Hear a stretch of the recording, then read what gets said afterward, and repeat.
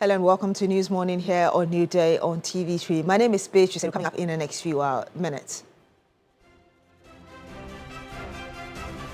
Former Chief Justice Sofa Akufo resigns as Council of State member. Also on the program this morning, crack team of investigators arrive in Cape Coast following death of University of Cape Coast level 200 student. And much later on the program, petrol, diesel and LPG export prices projected to decrease in the next pricing window starting from today.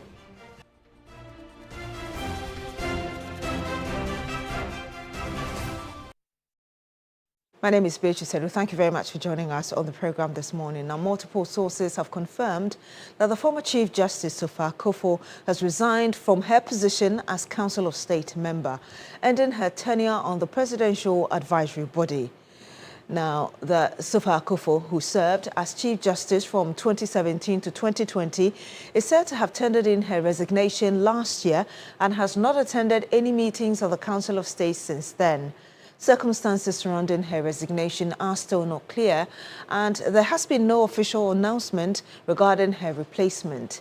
Indications are that she has not been attending their meetings since she, quote-unquote, broke ranks on the Justice Tokonu issue. Now, TV3's checks also confirmed that the latest Council of State meeting was 3 days ago, but she was not present. And we'll bring you more on this developing story in our subsequent bulletins.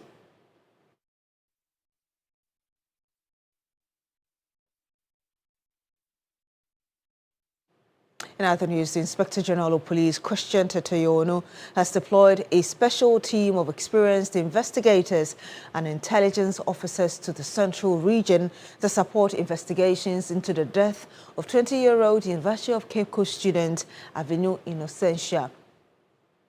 Now, the deceased, the level 200 student of the University of Cape Coast, was identified by family members on June 13, 2026, following police appeals to the public after her body was discovered and washed ashore at a beach in Cape Coast.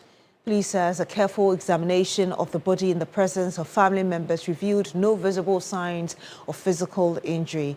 The Minister of Education, Haruna Idrisu, has described the incident as tragic and directed the management of the University of Cape Coast to work closely with the Ghana Police Service to investigate the circumstances surrounding the student's death.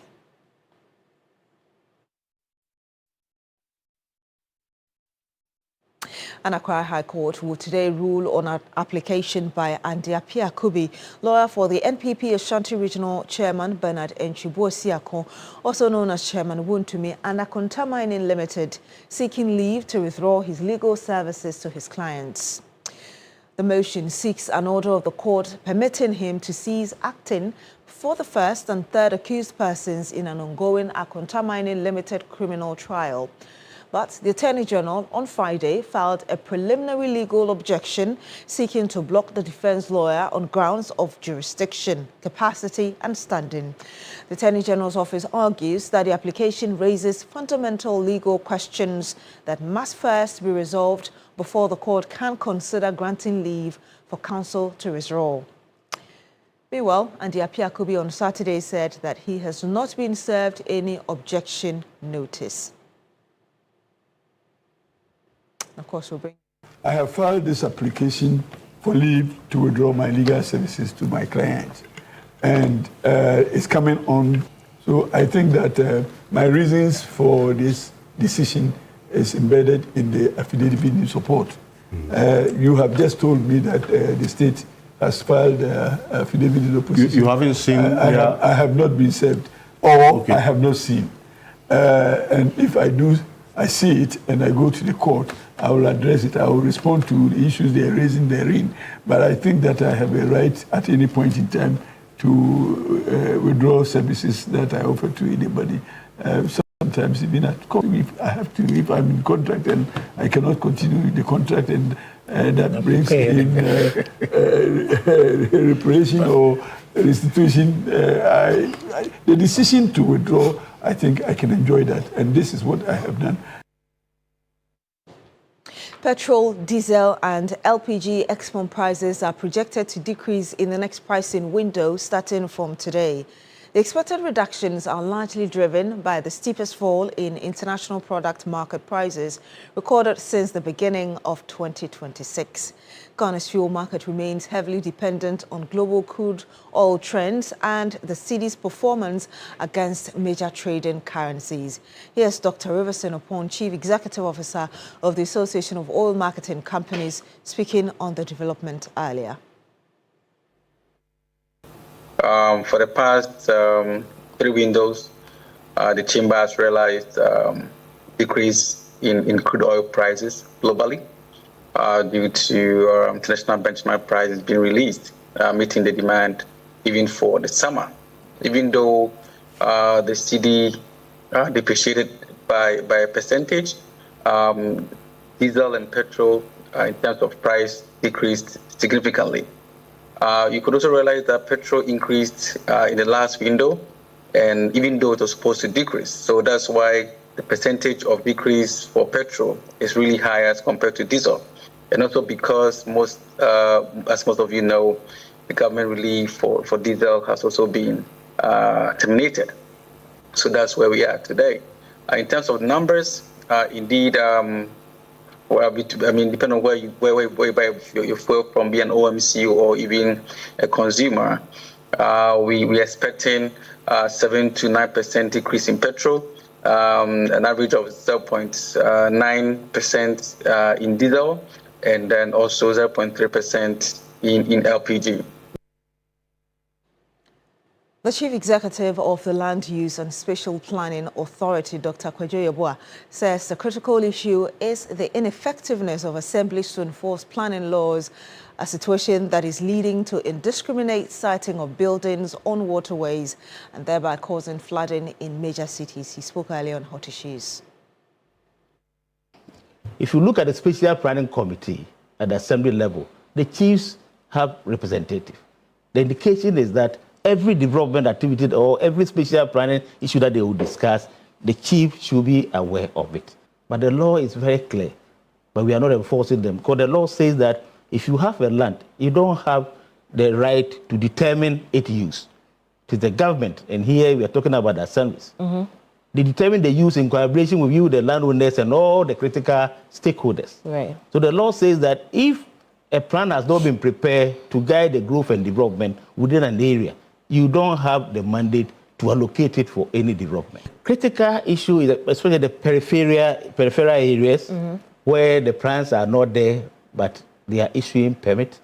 And some extreme cases also, I want to develop my land, I submit an application and then they ask me to pay a development fee or permit fee without even knowing where I'm going to put up the structure. And if you ask me to pay a permit fee, that means you have granted me the permit and I can go on and develop. And that is a very serious issue that we have really already issued directives to the assemblies to immediately desist from such an activity. Now, women in Ghana, particularly in the northern, northeast and savannah regions, continue to shoulder a disproportionate burden of unpaid care work.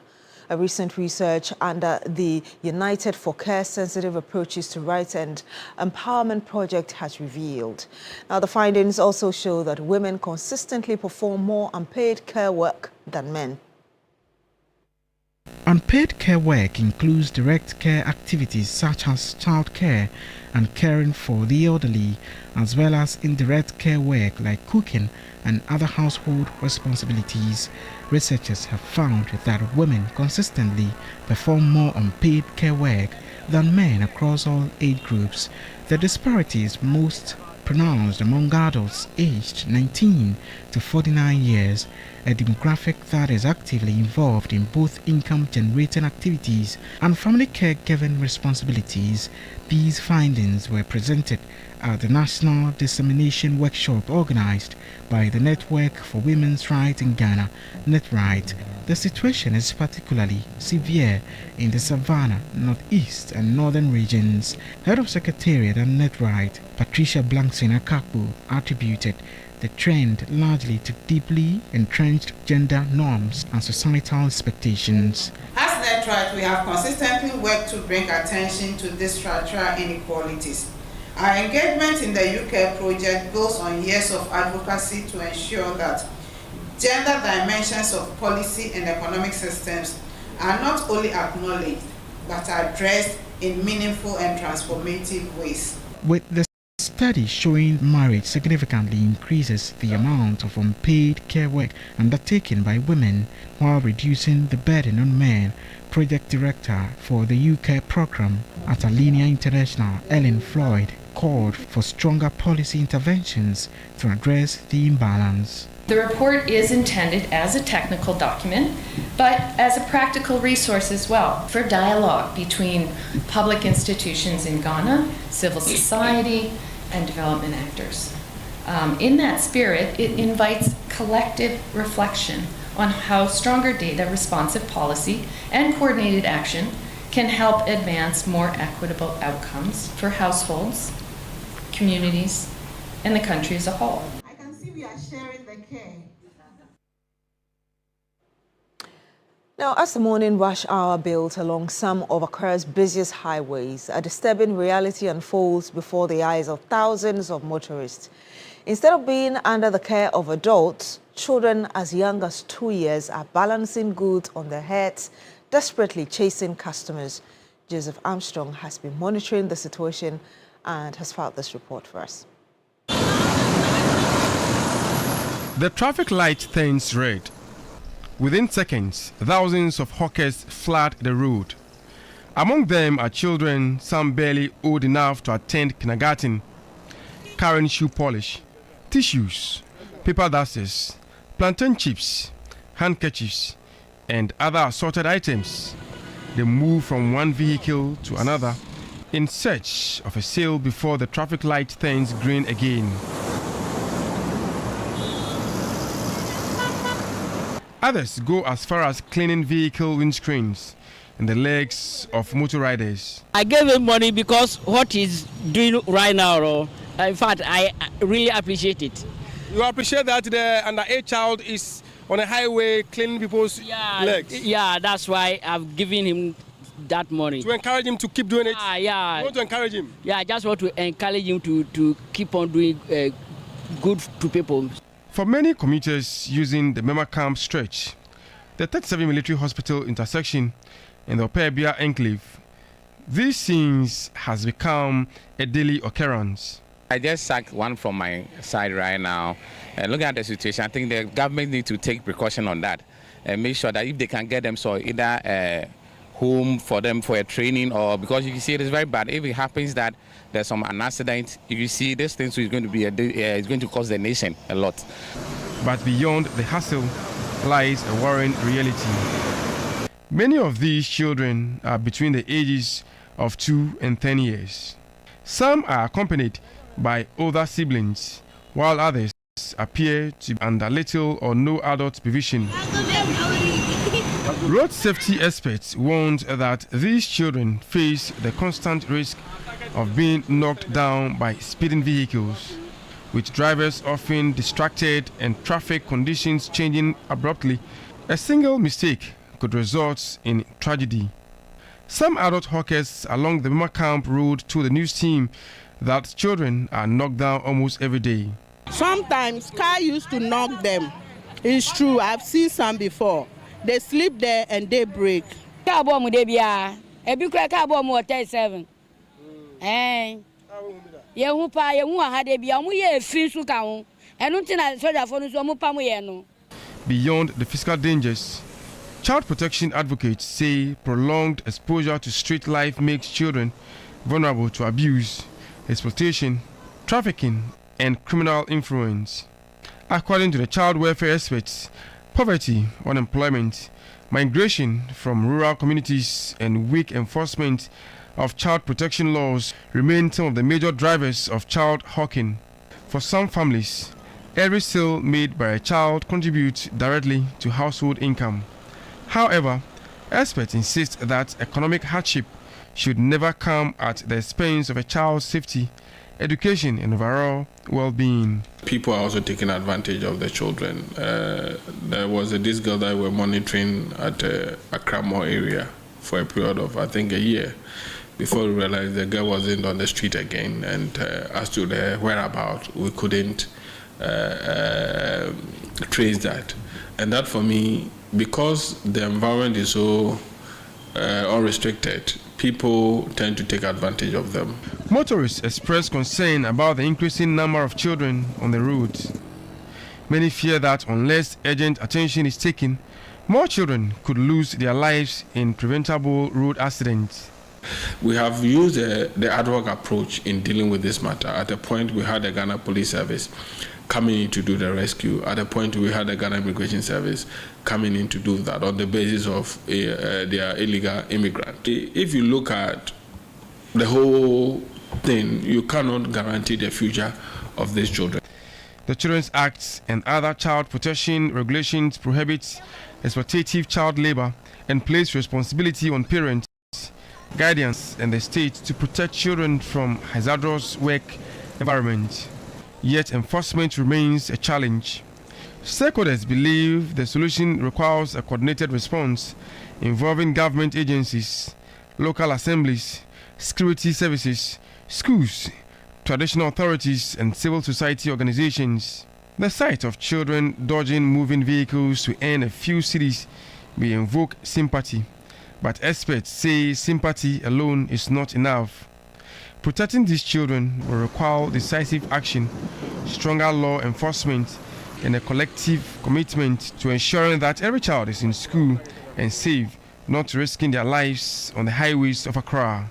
For these children, every day on the street is a struggle for survival at the expense of their education, safety, and childhood. But must we, as a nation with all the institutional powers, including a whole ministry in charge of children and social protection, allow this to continue? Joseph Armstrong, Go TV3, Accra. Let's stay on children, and for many of them in rural Ghana, reading fluently and speaking English confidently remains a daily struggle. But thanks to an after-school reading initiative by World Vision, Lois, a young pupil from Ehiamanchene in the Eastern region, is rewriting that narrative one word at a time. A 2014 survey by the Ghana Education Service revealed that the majority of pupils in basic schools could neither read nor properly understand English. The survey, conducted by the Assessment Services Unit of the Ghana Education Service, with support from Research Triangle International and published in the National Education Assessment Report, indicated that only 2% of basic school pupils were able to read fluently with understanding. Although literacy outcomes have improved over the years, many pupils in rural Ghana still struggle to read, comprehend, and communicate effectively in English, the primary language of instruction in schools. Academic researchers attribute these challenges to a combination of social-linguistic realities and systemic constraints within the education sector. But in part of the Eastern region, the story is changing. The introduction of after-school reading camps by World Vision in 9 communities is helping pupils in public basic schools improve their reading, comprehension, and spoken English skills, especially those in the lower primary level, where local languages are predominantly used for instruction.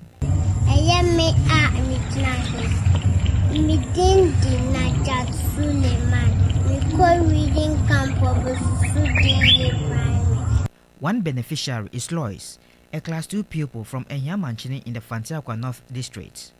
With the support of volunteer teachers, Lois, like many of her peers, can now confidently speak in public, read with understanding, and communicate effectively in English.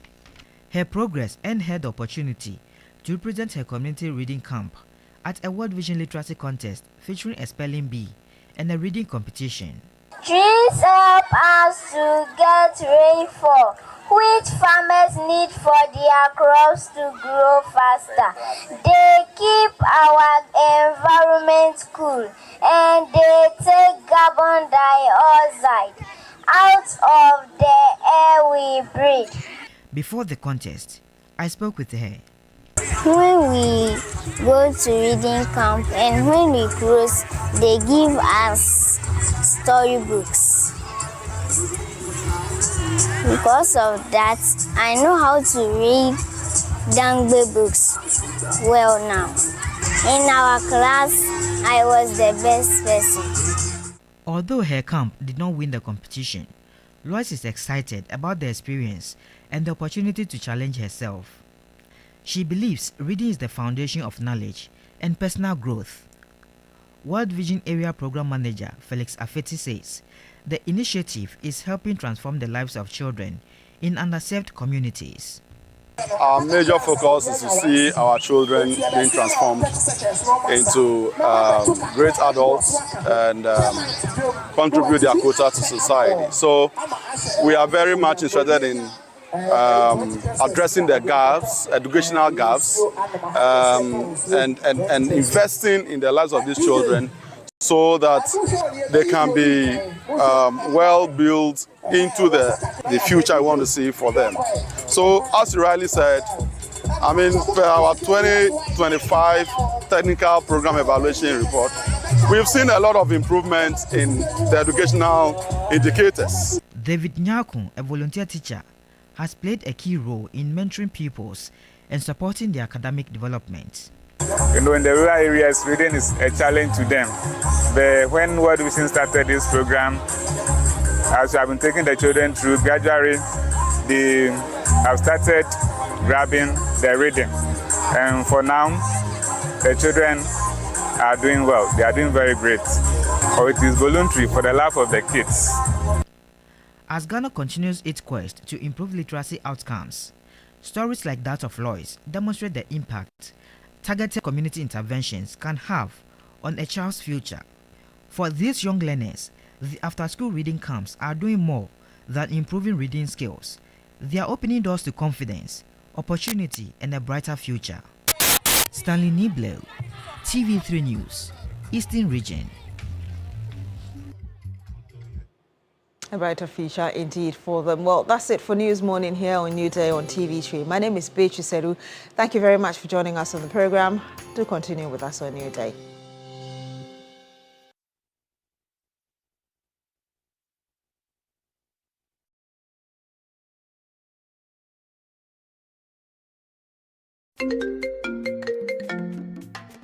Hello, my name is Pamela from Customer Service. Please revalidate your account by texting your Ghana card number to 0500,247.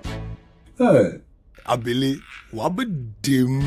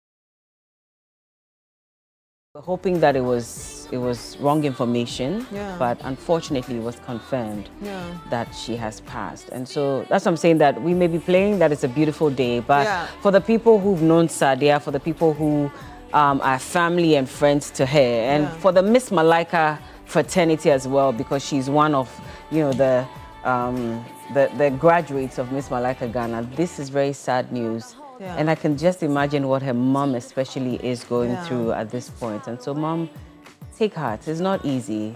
And her sister, I'm told, is in the US as well, Talata. Take heart. It is well. We are not sure what went wrong at what point, Yeah. but we all have to just trust in God. Yeah. And it's very difficult to trust in God at this time when Of things course. go wrong. Yeah. But it's our only option at this point. And so my condolences to the family and to the fashion world as well. Yeah. It's heartbreaking. Must have been a very difficult one for families over the weekend because of the UCC young lady who equally died. Her body was washed ashore. 20-year-old, very beautiful young lady, and a level 200 student.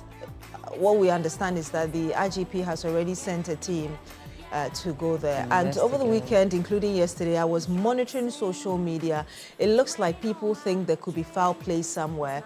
We've seen Peter Lanchini Tobu, also he's part of the Parliament's Defence and Interior Committee, talking about the need for the investigators to first treat this as a murder case before investigations establish otherwise. And so I don't think it's a light thing for a lot of families going through all of these, coming after deaths through the floods. So, I mean, many families perhaps are grieving. I was sad when I saw that picture of the girl, the UCC girl in particular, because just a few weeks ago, when the new SHS students went to school, there was this viral video of sisters who had just gone to drop their younger sister in secondary school. I think she was in Form 1 as well. I think she was new. Yeah. And so they went into her dormitory and they did a video. And I remember I watched that video and I said, what a beautiful family, because they're all so beautiful, about 4 sisters or so. So the younger one came, and then this one who unfortunately has passed, an older one and a much older one as well. And so when I realized that a lot of people had also seen that video, so when her picture started circulating, they all said, oh, that's the girl from this video. Remember it so well. It's just heartbreaking. Apparently, according to her roommates, were told she got a call, said she'll be back, went, and now they couldn't even reach her anymore. And so for 2 days, they couldn't reach her. Her family reported to the police, and later the community members, where she was apparently washed ashore, alerted the police that they had found a body there, only for them to now go pick her up, allow the family to identify, and they realized it was her. So it's also very heartbreaking. And Edem Agbana also tweeted on this matter because he says that he knew her personally, knows her family. Wow. Yes, and so this is, and she's from somewhere in the Volta region as well. I've forgotten the area, but he also spoke about that as well. So it's a difficult week for many families as well. And I told you this morning that just when I was grappling with all of this, I got on the road driving, to work, and then I find, I'm thinking it's a German Shepherd, but a very big dog that had also, I think it was hit by a car. So this morning, if you are in the Spintex area from the new China Mall, the multicolored building, that new road, all the way up to the roundabout, there's in case you're looking for your dog, I don't know if it's a German Shepherd, in case you're wondering where it wandered off to, there's a dog that unfortunately has passed by the road. Maybe you should go check and see if it's yours. I don't know why I'm so heartbroken by that as well. I think it's just, issues that have a mixture of things come up over the weekend as well. And if you're alive today, maybe you should just thank God. It's actually not an easy thing.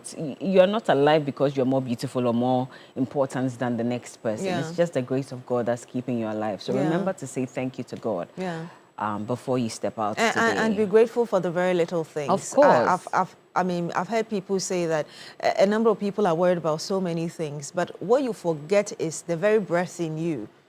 Because you have it, it should be indicative that, you're being graced and you should be thankful for it. But absolutely. Again, this morning, I don't know whether you had a chance to monitor the news, that story coming from our colleague Joseph Armstrong about street children. And that's something that really gets to me as well, seeing so many children on the street selling sometimes you know, they are not selling, they are just begging. Yeah. And the kind of children that we're raising on our streets. And even at this stage, when you see the kind of attitude they show you, when they're trying to get your attention and you don't, they bang your car, sometimes they insult you. So many, you know, bad manners that they are learning on the street. And Armstrong bringing us that again. I know that, was it last year, Bright Tapia with the Child's Rights International took the case to court because they had become so many at various, very important intersections, crossing the roads and doing all sort of things. I don't know how far he's gone with that court suit, but it really brings to mind the need for us to pay critical attention to this. I remember that former gender ministers had indicated that they were going to rid our streets of these burgers and especially the children. And so at a point there was even, you know, a plan to house them or so. I remember that was... They took some of them off the streets. They took some of them off the streets, you're right. And we all thought that that was going to be the end of it. But for some reason, we just kept seeing these children because for a while, some of them disappeared off the streets, especially the ones that I was plying. And then all of a sudden, I started seeing them on the streets again. And you'd notice that a lot of them are not exactly from here. Yes.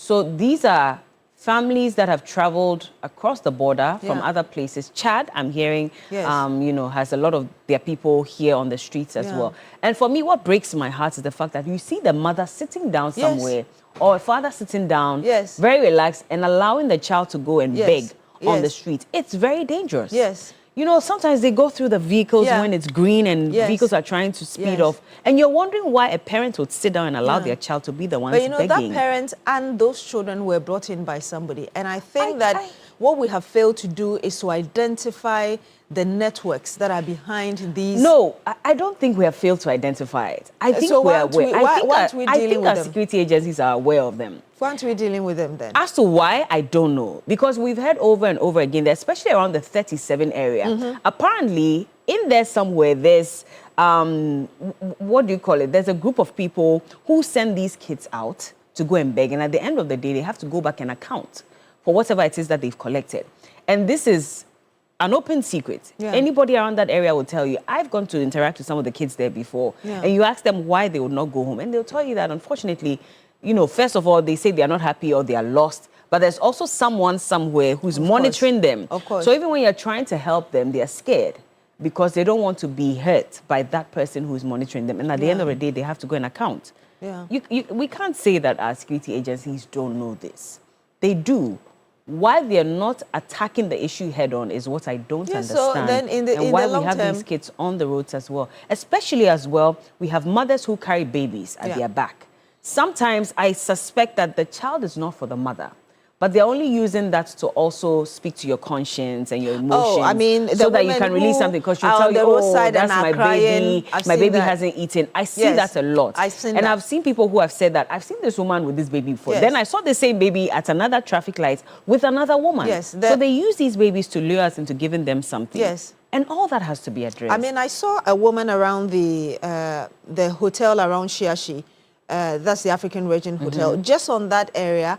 And then later, I saw her just at the Jubilee House here, the traffic lights. I've seen her other places. And then another woman also using the same tactic with a child behind her crying. And I'm wondering, where are social protection agencies who are supposed, because elsewhere, the baby will be taken from the mother because the child is being endangered. Why are we doing that?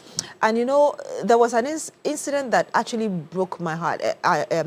A day like that, I had just finished with Agenda driving home. And just around the Elwak, you see where the traffic light is. It was after that day, I left quite late after Agenda. It was around 10:30 thereabout. And I saw about 3 children sleeping on the pavement in the middle of the road with no cloth covering them. They were just sleeping, as at that time. And I just kept asking myself, where are the officials who are supposed to be ensuring that these children are protected, whether or not they're Ghanaian? So for me, it's a very important subject that really should remind all of us that whatever measures that we planned we were going to put in place, we need to put them in place to ensure that we get these children off our streets.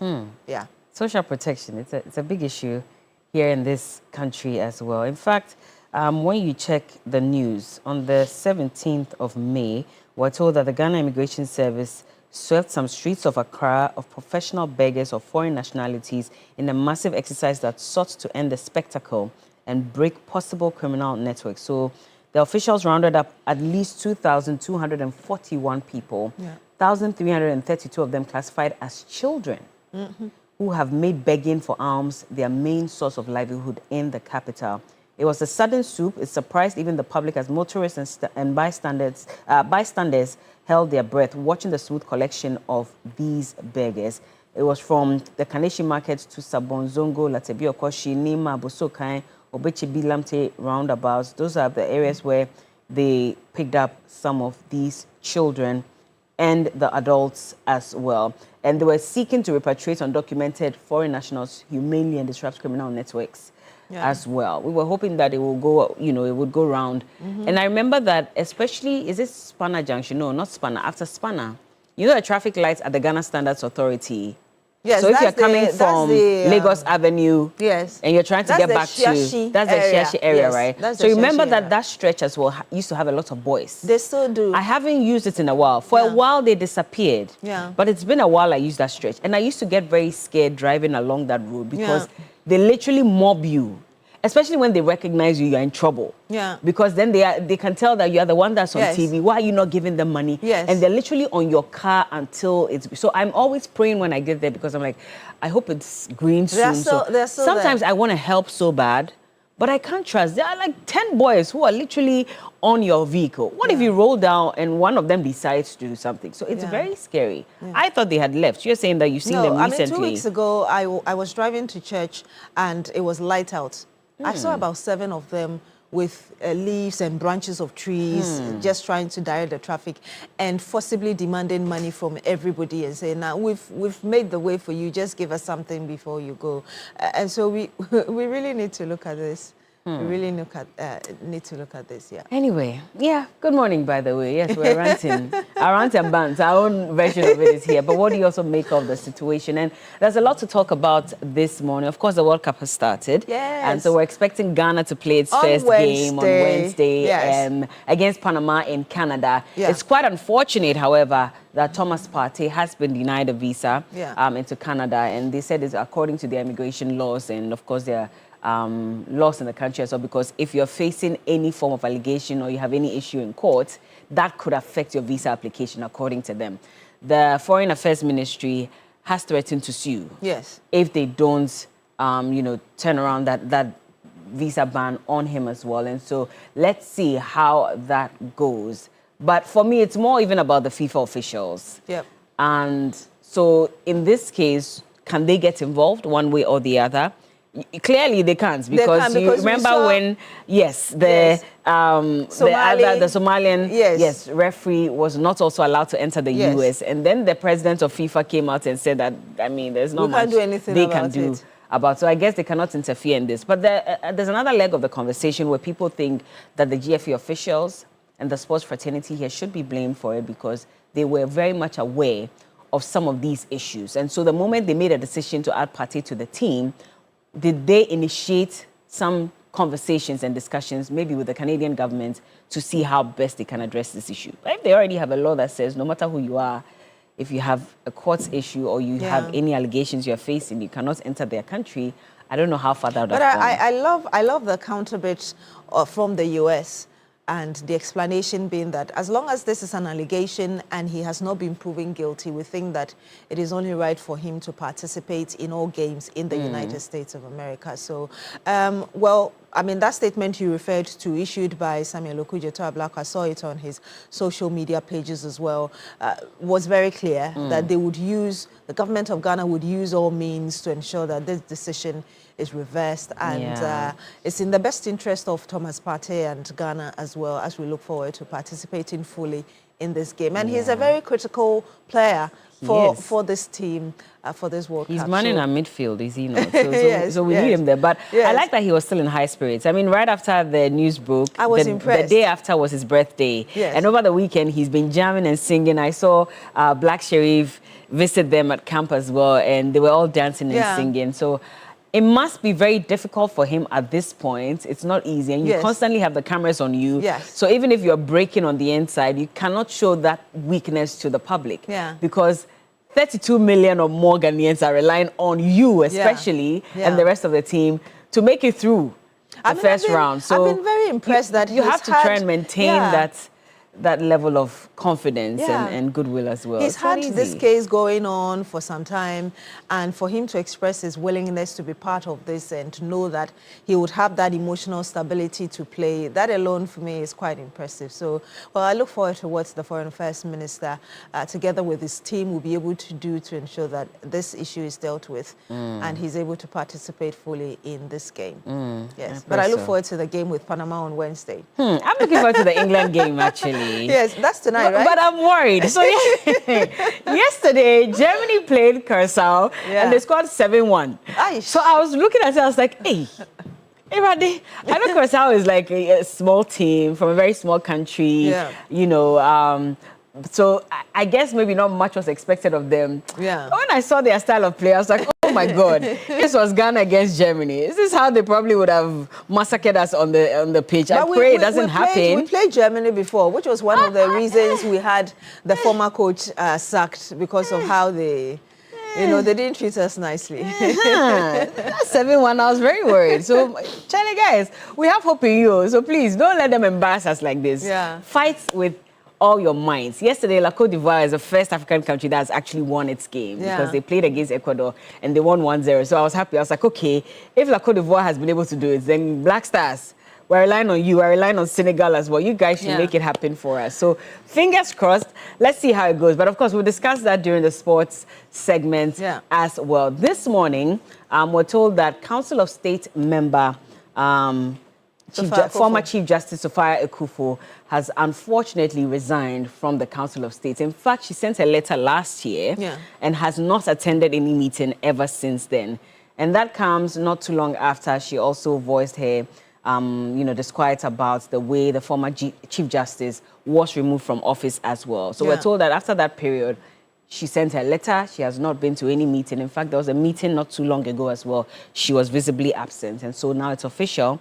She's not there anymore. What does it mean for us as a country when we have a Council of State member officially resign from her duties as well? And she was very vocal about her position on issues. And she said that regardless of whatever it is that's going on in the country, she's going to speak her mind, even though she's on the Council of State as a member. You cannot gag her. Yeah. So I guess this is clearly an indication of her not being allowing herself to be gagged, which is why she stepped aside. But we'll get into that a bit more. I mean, maybe I shouldn't be so surprised because when she spoke, about the Gertrude Tokonu issue, there are a number of people who are, so now that you've spoken like this, what next? How are you going to go back and associate with your colleague members on the Council of State? So perhaps it shouldn't be so surprising that she eventually tendered in her resignation. And I mean, she can turn on her own party people at the time. I mean, she took part in the DDEP protest. Exactly. If she can do that, then it's not surprising. She's a person of principle. If you ask me, that's how I see it.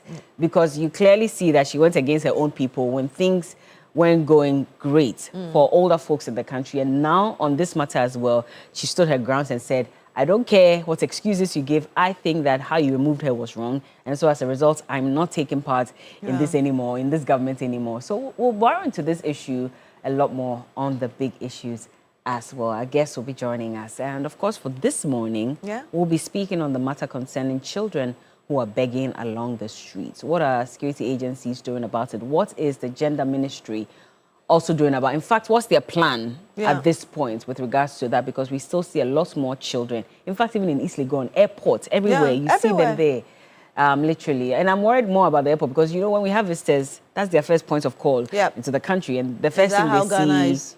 Yes, children who are begging. And for me, I would include the Greater Accra Regional Minister as well, because I remember years ago when Henry Quartey was the Greater Accra Regional Minister, I interviewed him and I asked him that question about what he was doing about street children. And he said it wasn't directly under him, but he was going to collaborate with the respective ministries and agencies. And so this is happening in Accra. The regional minister must also be involved in getting these children off our streets. Regional minister? Yes. Jebre, Tubre, Elbre. Everything is on the head. Anyway, it's time now for This Morning.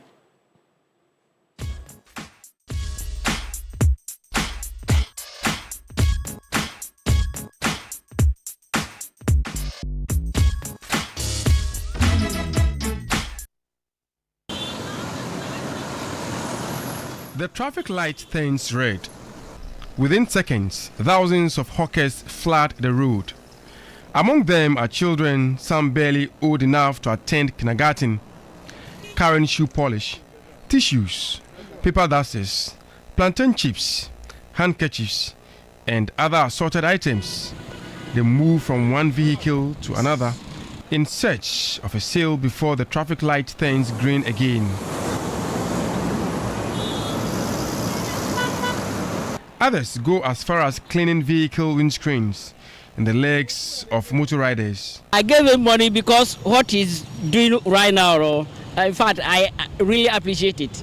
You appreciate that the underage child is on a highway cleaning people's legs? Yeah, that's why I've given him that money. To encourage him to keep doing it? Yeah. You want to encourage him? Yeah, I just want to encourage him to keep on doing good to people.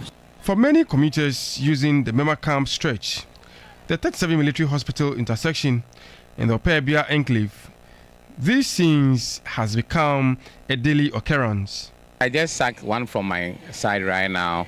And looking at the situation, I think the government needs to take precaution on that and make sure that if they can get them so either home for them for a training, or because you see it is very bad. If it happens that there's an accident, you see this thing is going to be it's going to cost the nation a lot. But beyond the hassle lies a worrying reality. Many of these children are between the ages of 2 and 10 years.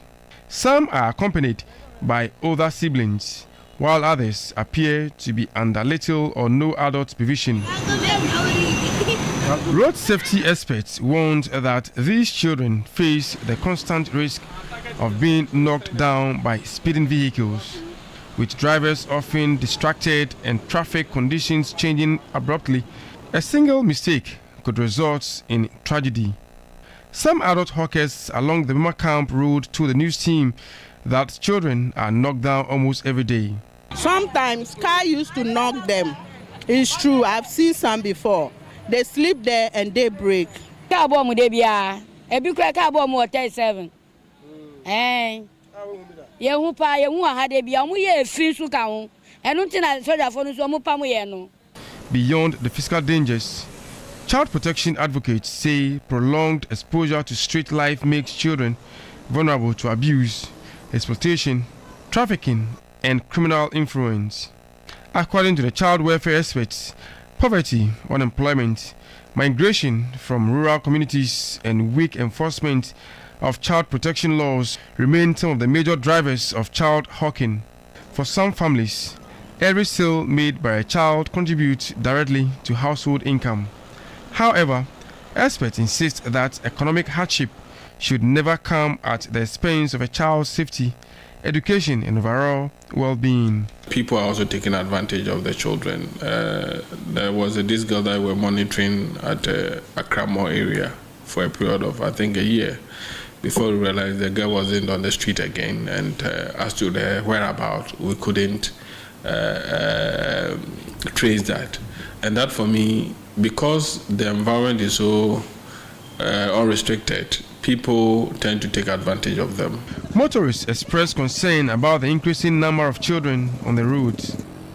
Many fear that unless urgent attention is taken, more children could lose their lives in preventable road accidents. We have used the ad hoc approach in dealing with this matter. At a point, we had the Ghana Police Service coming in to do the rescue. At a point, we had the Ghana Immigration Service coming in to do that on the basis of their illegal immigrant. If you look at the whole thing, you cannot guarantee the future of these children. The Children's Act and other child protection regulations prohibit exploitative child labor and place responsibility on parents, guardians, and the state to protect children from hazardous work environment. yet enforcement remains a challenge. Stakeholders believe the solution requires a coordinated response involving government agencies, local assemblies, security services, schools, traditional authorities, and civil society organizations. The sight of children dodging moving vehicles to earn a few cedis may invoke sympathy, but experts say sympathy alone is not enough. Protecting these children will require decisive action, stronger law enforcement, and a collective commitment to ensuring that every child is in school and safe, not risking their lives on the highways of Accra. For these children, every day on the street is a struggle for survival at the expense of their education, safety, and childhood. But must we, as a nation with all the institutional powers, including a whole ministry in charge of children and social protection, allow this to continue? Joseph Armstrong, Go Dalebo, TV3, Accra. Indeed, we're bringing you the details of that story again. And so our lines will be activated very shortly. You may call in and share your thoughts with us. But first of all, let's speak to Mr. Richard Kumado, who is a fraud and security consultant. He joins us on the phone. Good morning to you, sir. Thank you so much for joining us. Mr. Kumado, can you hear us? Hello, Mr. Richard Kumado? Okay, so Richard, I can hear you. Thank you. Okay, thank you very much for joining us on the phone this morning. I mean, we're talking about street children. It's not new, but for you as a security consultant, let me get your preliminary thoughts on how you see this situation. I think the approach has always been a problem for us. We pick them up from the street and they find their way back onto the street. But we need to look at the approach again. And we need to look at the objective of what we do in terms of taking them out of the street. Do you blame the children? I think we have allowed streetism and we have allowed hawking. So they are watching it closely from the adults. And some of these adults who does hawking also face the same kind of streetism, security risks, and safety challenges just as the children. Except to say that many of the children you find on the street are not Ghanaians, but as a nation we have allowed our people onto the street to hawk. So they learn it from them directly. And the same challenge hawking poses to pedestrians or people who drive on the road or people who walk by the sideways. This is the same challenge these children pose to many of our pedestrians. And I think we need to look at it from that regard. Other than that, the approach is a little bit problematic. Approach is a little bit problematic, you say. Why do you think we have failed, as it were, to deal with the situation? Because you rightly said that we take them off the streets and then we see them back again. Why are we not able to succeed at permanently clearing them off our streets?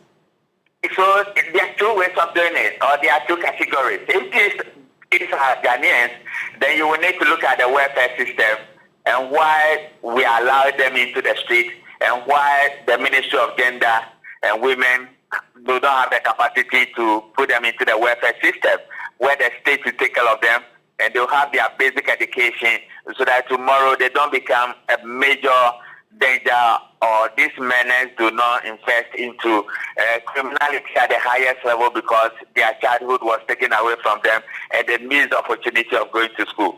For the foreigners who get here, we are always of the view that they must go back to their countries, and immigration has done that job predominantly in the past. And I think this is the last year they did same.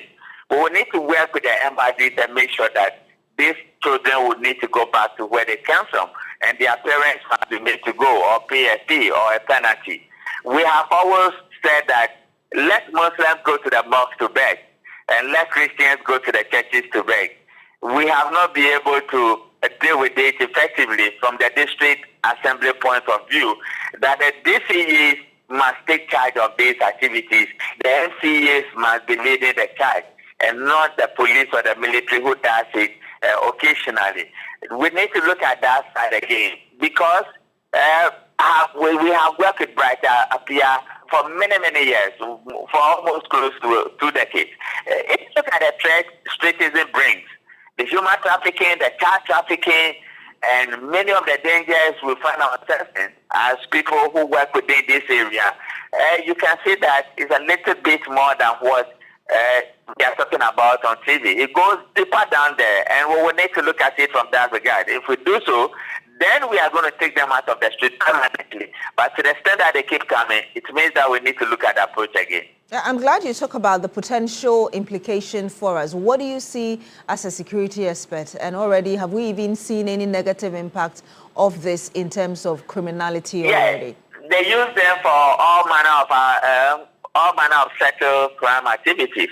In the middle of the night when everybody is asleep, the question is, if you do a survey in Accra in particular, and you look at where they are densely concentrated or populated, and you look at the adult population that sleeps on our streets, and you look at the children's population and their mothers where they sleep, some level of security officers will tell you they have become a conduit, or they can become a conduit for some level of crime activities, and many of those ones is to push in one or two stuff into some other persons. It's a menace, and it's a crime menace. We don't want it on our street, and we will need to do something about it as the days goes by. Mr. Kumad, I know you talked about the need for the district assemblies to take responsibility. It looks like a multi-sectorial kind of approach we need. Can you give us a bit more detail? Because earlier you also mentioned that our approach has been wrong all this while. No, so let Christians go to the church to beg, let Muslims go to the mosque to beg.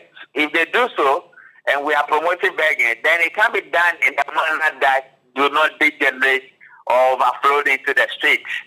And it is secluded in a particular area, and the elders of the mosques and the elders of the churches can address it as permanently as possible. Now, the district assemblies, these people find themselves not just in Accra, but they are all over the country, and to some extent. The district assemblies are the heads of district and the RISEC. They have the power and the capacity with their district laws to ensure that begging is not acceptable, or even want to do begging, we need to do it in a manner that is not as confusion as we are saying. So they have that power. And if they don't do it, because they have the power to do it and they don't do it, then the centralized position of immigration and the police comes in once in a while to do a sweep, and they send the people into a specific area. Then the people find themselves back into the street, into the zones where they must not supposed to be. So I think that the district chief executive has the power over what happens within their jurisdiction. The regional minister has the power, and they need to use the power in that regard, in cleaning up the street, just like we clean all other things out of the street. They should do so. Then, as a nation, from the centralized position, when we take them into their embassies, there has to be some level of conversation as to why do they always come to the street, and where do they come from, and which borders do they cross into our street, because these people can be easily identified, and we will know exactly where they are coming from. Particularly also where they sleep, those who hold them, and those who house them. There should be some level of conversation from an immigration point of view. So this is Bella, and I just quickly wanted to go back to something that you said about the Ministry of Gender and Social Protection and the fact that they may be lacking the capacity to address this matter, which is why you are asking for other agencies to come in. But at the same time, I want to ask if it's an issue of lack of capacity or willingness. And I'll take you back to 2017 when Otiko Afisa-Jaba was the gender minister then. I remember that she launched the Operation Get Off the Streets for a Better Life. There was a plan to get rid of Kayaye from the streets. Children were involved as well, and street hawkers. And they came up with a three-phased approach to address this matter. They were going to sensitize the public, map out the hotspots. They were going to now provide some, packages for these individuals to make life easier for them, or at least protect them, and put them into some social protection packages or programs as well to help make life easier for them. So we seem to have had the plan, the blueprint as to how to address this, because they said we're going to take about 600,000 children off the streets in 5 years. We didn't do that then. But it looked as if we had that approach, we had a plan, and maybe they had the capacity. So was it more about the willingness to actually get this done, or it was more about the lack of capacity? From where you sit, what do you think? When we were working within the human trafficking and the car trafficking environment, Brother Campo, myself, my mom, who was then heading the anti-human trafficking unit in the Ghana Police Service. We work closely with the judiciary. We work closely with the gender ministry. I have been with the gender ministry, work closely behind the scenes since 2009, 2010, thereabout. There has been a number of plans, but building capacity has always been a problem for them. Resource allocation has always been a problem for them. What I have seen in recent times that the collaboration must also be a problem for them, and they would need to go back to the drawing board and collaborate more, make sure the limited resources they have at their disposal, they put it at the services of the frontliners and have a coordinated approach. If they do so, it's going to help them. From a position of politics, you know the issue of KIA and how predominantly they play a role in our national politics. Apprenticeship programs, whether they deliberately are not taking part or they are excluded or they just don't want to do it, how they come down south from where they are coming from, what are the implications and many of those ones. So if we look at it from national point of view or from national policy, then we can say, yeah, there might be, and there has always been some level of policies, but the willingness to do it, I agree with you, sometimes it's not there. It could also be they face a number of challenges. But what I know is that they lack capacity, even in terms of shelter. There are a number of shelters we are working with over the years. Today, many of those persons who own those shelters have different interests. They digress and they change into national politics or into some other thing. And those shelters have been closed. One of the persons who play a major role in this particular area is a powerful madam in this country now with a lot of political power and a lot of legal insight. I want to believe that if they collaborate more, they may bring all of them into the fold and the investigators may come in so that the three issues, the willingness, the capacity building, the resource allocation, and why welfare services should not be provided, these three things can be addressed as quickly as possible so that we leave the political unwillingness to be able to get it right out of the equation. Other than that, it become NDC, NPP, and it wouldn't go anywhere. Should the current gender minister adopt the same approach that was put out in 2017? Or do you think that, you know, over time, we've had to relook at the plan and the structure? Definitely, I think so. And the dynamics have changed, times have changed, the implications have changed. There might be new additions and subtractions here and there. And now more a PhD holder, handling that ministry, learning from the past, what has been done. I think maybe TV3 would need to engage there and let's have a conversation as to what they want to do going forward. Right. And I believe that Bryce and their experience can be shared with them. Many of us who have worked within the space can also share some of those experiences. And they can do something credible about it. And once they do so, it helps them. Even from the security point of view, immigration works with the police. They have somebody from the Supreme Court. They have somebody from Legal Resource Center. They have a number of persons who help quietly behind the scenes. And those ones do not come into the public space.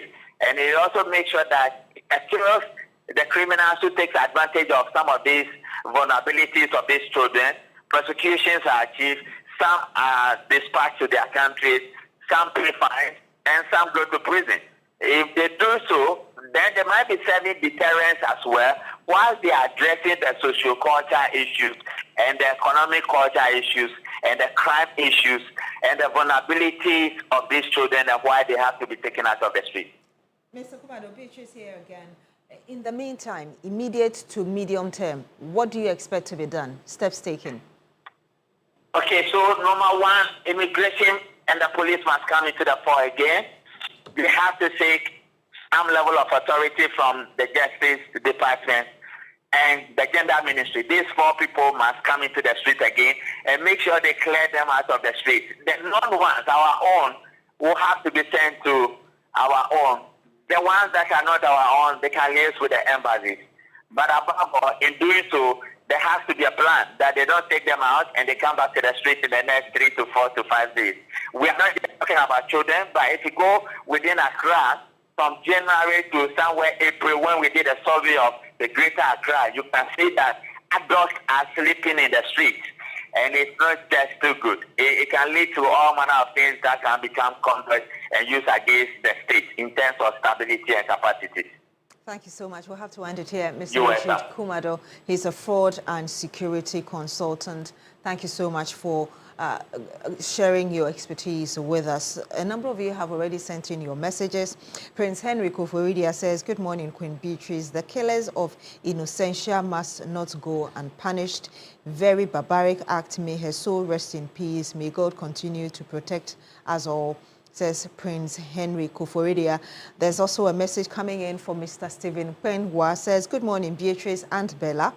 The menace of street begging by children of school-going age, whether they are Ghanaians or otherwise, is very serious and must be tackled with all commitment it deserves to give Ghana a good image internationally. Multi-sectorial approach is the way to go. There is also a message from MK Erickson. Good morning, Ms. B. You're looking stunning. Thank you. It says, regarding the former CJ's resignation from the Council of State membership, we all can't vividly point to any reason, but if her resignation is tethered to the removal of Madam Gertrude Araba Tekonu, then the former CJ, her ladyship Sufa Akufo, is walking locus class.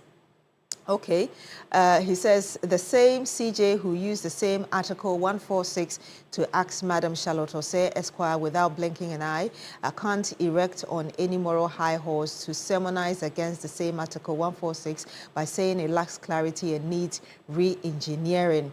At the time, she was CJ and did use Article 146 to remove Madam Charlotte Osei. She didn't see the lack of clarity of Article 146. Greetings to incoming Teshiman South Constituency Secretary, NDC, Mr.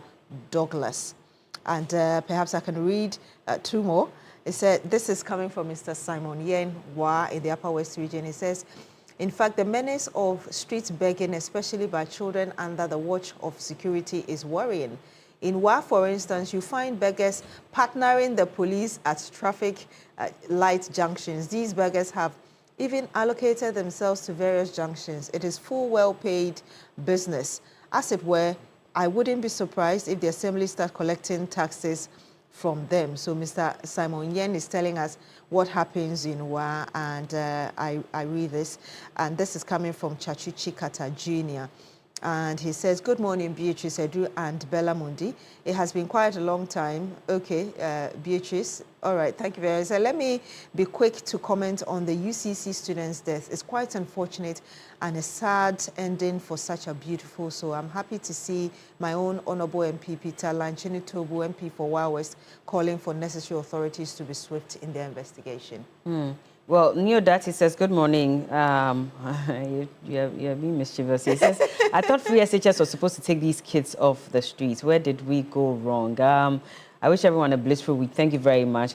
Good morning. Abubila Godwin says that for those children on our street, the state needs to take the right measures in addressing this. There can't be any justification as to why children should be on the streets, even if they don't have families. Please send these children to our state camps for shelter and vocational training. That's my opinion. And also, good morning, Bella and Beatrice. Okay, I've read that already. Prince Henry says that I respect Ms. Sophia Ekufu for her resignation. She's proven to be a highly principled person, and I wish her the very best. And also to all of you who have sent in messages, good morning. Kofi Jr. says that, please, I'm a trainee teacher currently in level 400. Please inform the government that we are pleading with them to pay our allowances. It's not easy for us. President Mama, you promised to pay every month, so why the delay? Okay. Well, speaking of which, we have the referral nurses who did their service in 2024. They had threatened to go on a demonstration by the 15th of this month if they did not receive their allowances, because for a whole year they did their service and unfortunately did not receive their allowances. Well, today is the 18th. Oh, today is the 15th, actually. Yes. Why am I in a hurry? Today is the 15th, and so I believe that after today, we're going to hear from them as to whether they've received their monies or not, if there's been any even initiation at all to get them their monies. If not, we'll note the way forward, and so we'll keep you updated on that as well. But we have to go now. The big issues is up next. Before that, you can pack up your day the Milky Way with a rich, smooth taste of peck milk shortcake. It is pure delight, and you can find them in all grocery shops near you. And of course, when we come back, we'll bring you the big issues some more. Don't go away.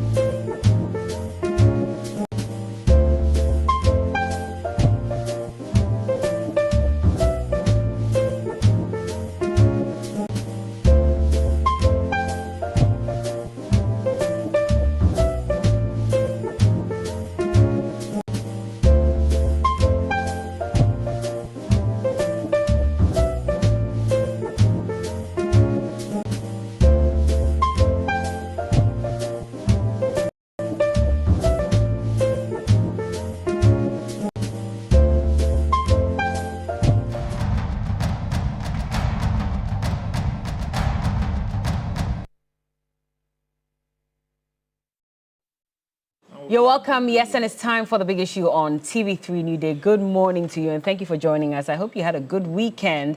I hope you rested, and I hope things pan out well for you for the rest of the week. For families who have lost individuals, we're so sorry about that. May their souls rest in perfect peace. If it was your birthday yesterday as well, happy birthday. My mom turned 69 yesterday, and so happy birthday, Auntie Ruby. Absolutely love you. And God bless you with more life so that we'll keep enjoying and celebrating many more years to come.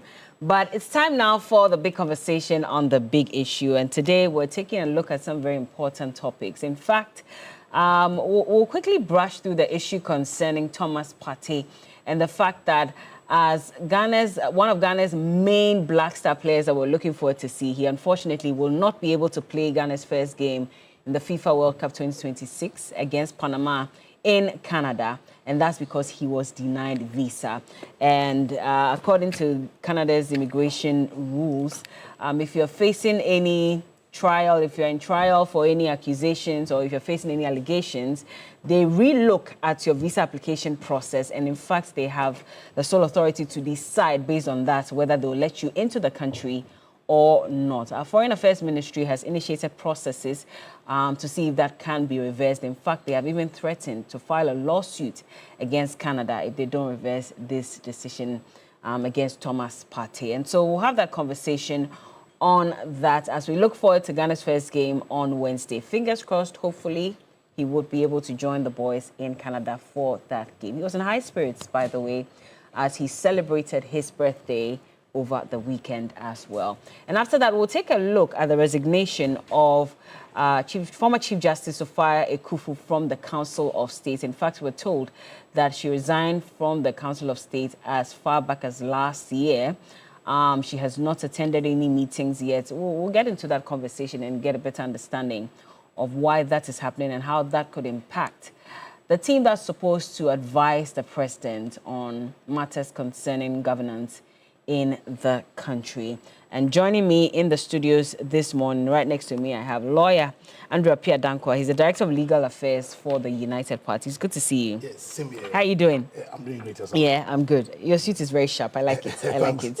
All right. Also, we have Honorable Fred Agbenyo. He's the MP for Guan constituency. Good morning to you. Good morning, Bella. How are you doing? The great sufficient. I haven't seen you in a while. Yes, I haven't seen you in a while as well. But have you doing you good? What thing? We're not married. Are you also organizing viewing centers in your constituency? It looks like that seems to be the norm now. We bought the items, but I realized later that the matches will play very late in the night. Yeah. And so you don't want to put people at risk, move from one point to another point and all that. Ghana, for instance, play on Wednesday at 11 p.m. That match will end around 1 a.m. Yeah. And so it is raining a lot, and so it is difficult to do it. It's difficult to do it. Okay, no problem. That's okay. Let's see how it goes, because we're already seeing that John Dumelo, for example, is organizing viewing centers. In fact, over the weekend, I went through the Medina constituency and I realized that there was a massive viewing center there as well. I've seen pull-up banners of the MP. I think Medical was supposed to make an appearance there as well. And I saw a few people at the park watching. Yes, and Adenta. A few people. Yes, I think, it's Adenta I mean then. He's Medina or Adenta. Abu Ramadan, Medina. Yes, and then Abu Ramadan is Medina. Exactly. Adenta rather. Okay, so that's the area. So Swiss Medina, you are right. So that's the area I think I saw, the pull-up banners.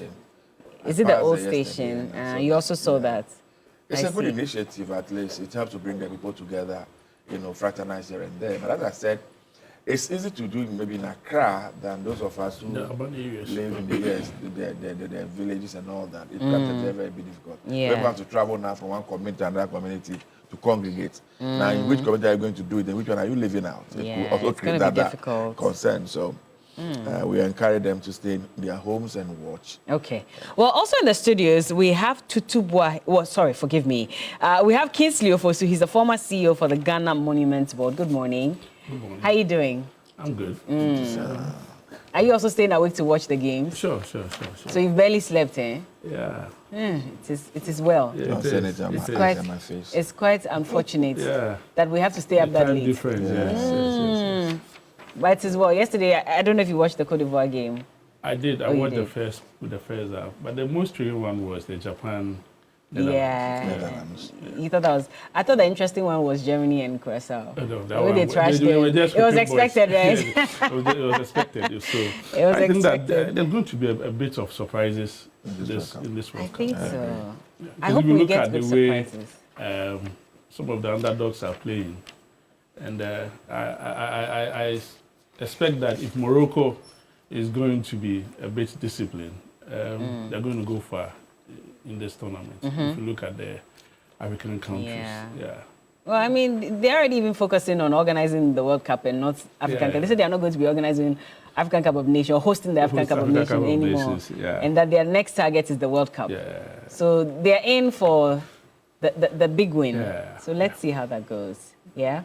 But anyway, if you're watching us on Facebook as well, good morning to you. Thank you for joining us. And yes, you can watch us at TV3 Ghana on Facebook and on YouTube. Your comments and suggestions and questions are all welcome. Let's get into our first conversation this morning. The Black Stars, like I mentioned, are expected to play against Panama in Canada on Wednesday. Unfortunately, Ghana's midfielder Thomas Partey will miss this game. And we're told it's because he was denied entry into Canada. And so in a statement, FIFA confirmed that the former Arsenal player, who is now with Spanish side Villarreal, will be unable to travel from Ghana's training base in Boston, where he's currently located after having his visa application refused by the Canadian government.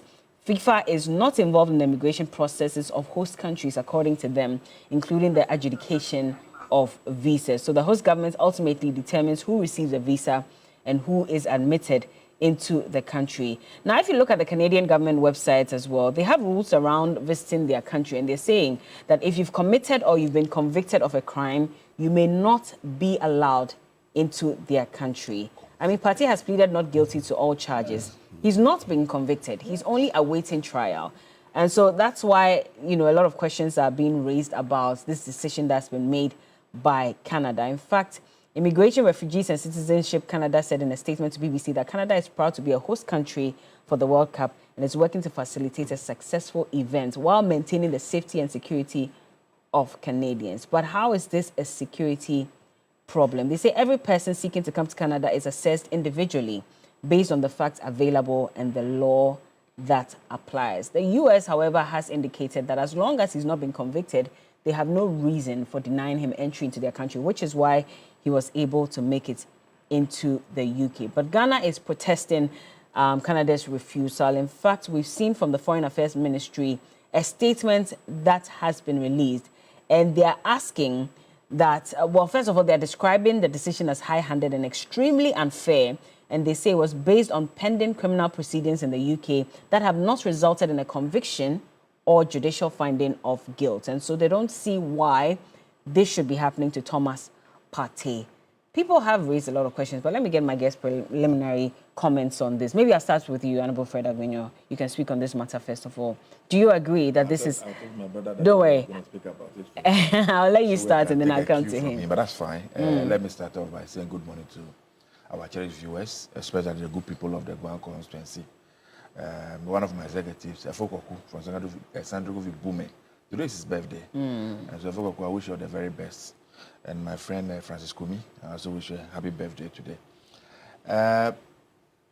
It is sad sometimes the way the so-called superpowers treat us in Africa.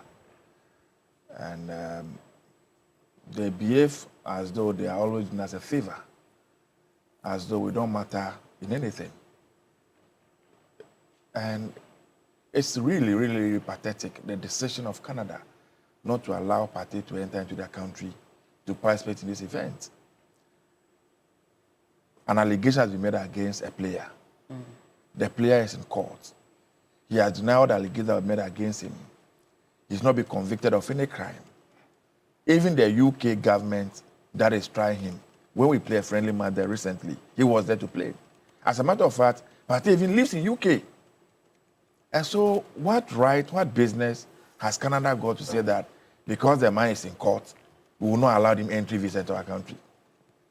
What is the meaning of that? Why do they disrespect us so much and treat us the way they like? Why? because they are superior human beings, they are superior states, they are doing us a favor. You see, there's a conversation that Africa must come together and we start having about this whole World Cup thing. Pick the France national team. Almost everybody is an African.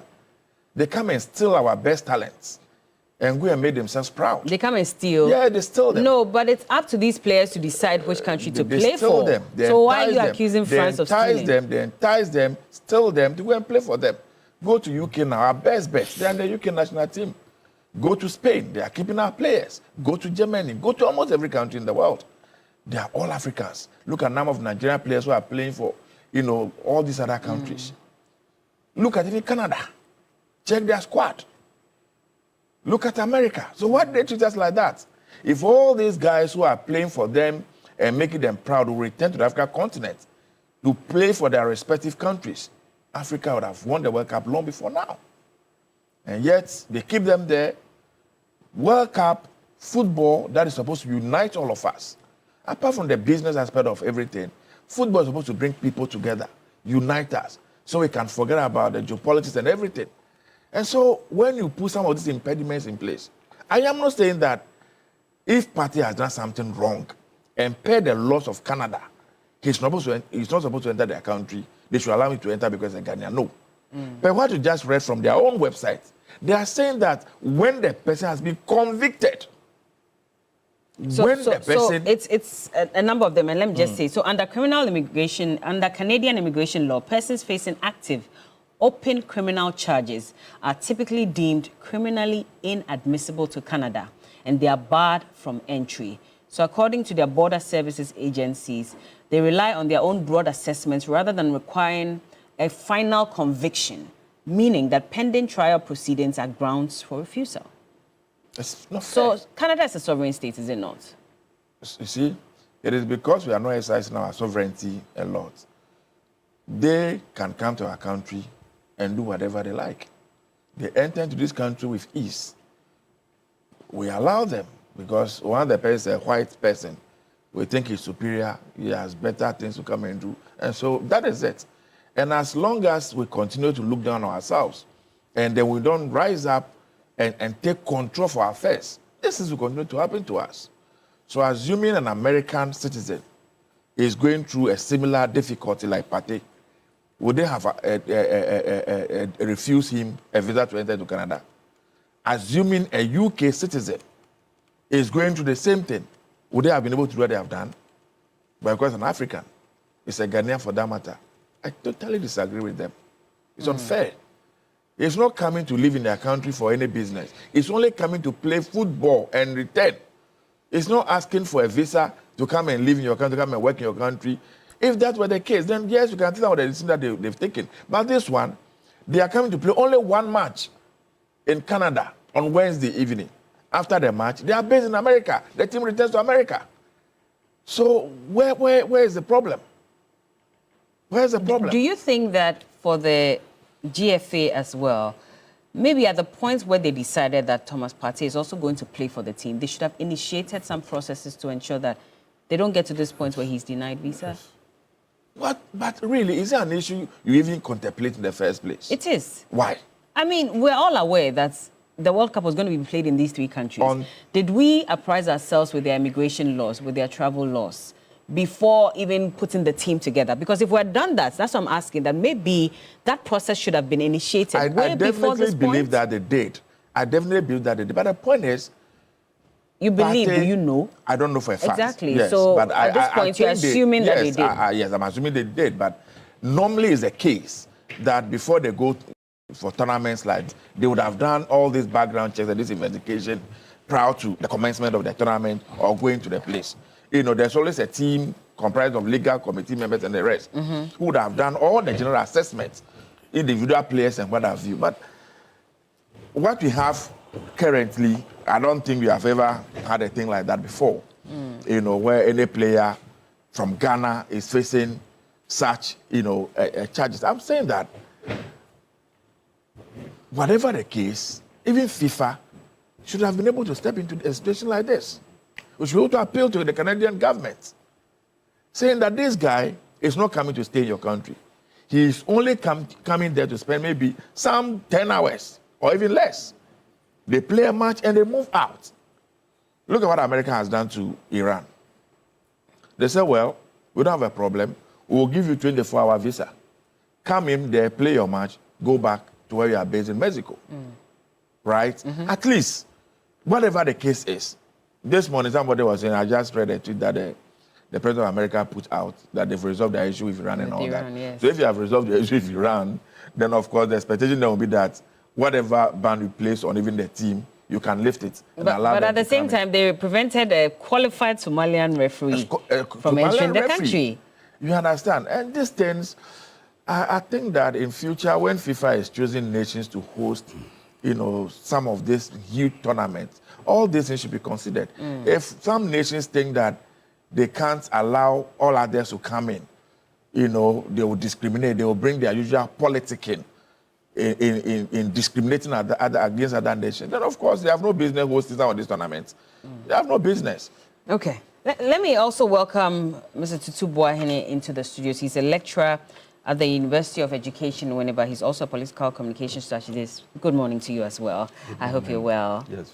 Good to have you in the studios. Yes. I believe traffic was delaying you small. Not easy, straight away from Dansuman. Oh. I've been in traffic throughout. I can imagine. Yeah. It's good to see you. I like your shirt, by the way. Thank But you. let me come to council. I mean, from the legal point of view, who's to blame for this?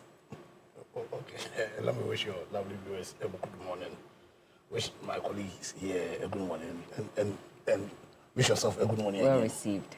I think to look at this problem, we ought to look at it holistically, not just from the legal side. And my view is that this bouncing spree happening at this World Cup undermines the whole essence of why the World Cup was created in the first place, and exposes the international community, especially the West, for their hypocrisy and lack of fidelity to the principles that they themselves promoted and caused us in Africa to even adapt. And when I say I'm talking about the principles of constitutional democracy. Chief amongst them is a principle that says that you are presumed to be innocent until proven so beyond all reasonable doubt.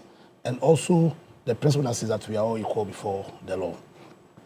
Now, I'm saying we are all equal before the law because you recall that Mike Tyson, who was convicted of rape in 1992, and so per the terms of their own immigration rules, the Mike Tyson was supposed to have never entered Canada. My record shows that since his conviction, he's entered Canada a number of times for various activities. And for me, that, in my view, brings to the score their lack of value to principle and consistency. Now, we all know that the World Cup was created on the back of the First World War. Now, Jules Rimet, who was the FIFA president between 1921 to 1954, having lived and experienced the devastation of the First World War, thought that they need to create a system that will bring together peoples from all manner of nations to create real friendship amongst the nations, so as to place the world in a better position of not experiencing the horrors of the First World War. Indeed, history tells us that the ILO, which was created by Wilson Woodrow of the US, really wasn't successful. So there was, they needed to create something that would bring various countries together to create real friendship, so that at least we'll have the best chance of peace. And that was the reasoning behind the creation of the World Cup by Jules Rimet. I think if that's the purpose, then where, in spite of the understanding that countries ought to be sovereign, and that sovereignty means that they have a right to determine who enters their country or who do not enter their country, then in my view, it was requisite, or it was necessary that FIFA makes it as a president, condition president, when choosing who to host the World Cup. That in the spirit of the purpose of the World Cup, which is to foster friendship amongst various peoples of various nations. Then countries understand that listen, you cannot refuse real participants. And I'm not even talking about the fans, about the real participants from partaking what's called in the World Cup. And so for me, it's a massive failure. It has tainted this World Cup because the fact that they are bouncing players, the fact that they're actually bouncing FIFA certified referees, is a massive dent on the purpose of the World Cup, why the World Cup was even created in the first place. But having said that, we also ought to recognize that we are in very special times.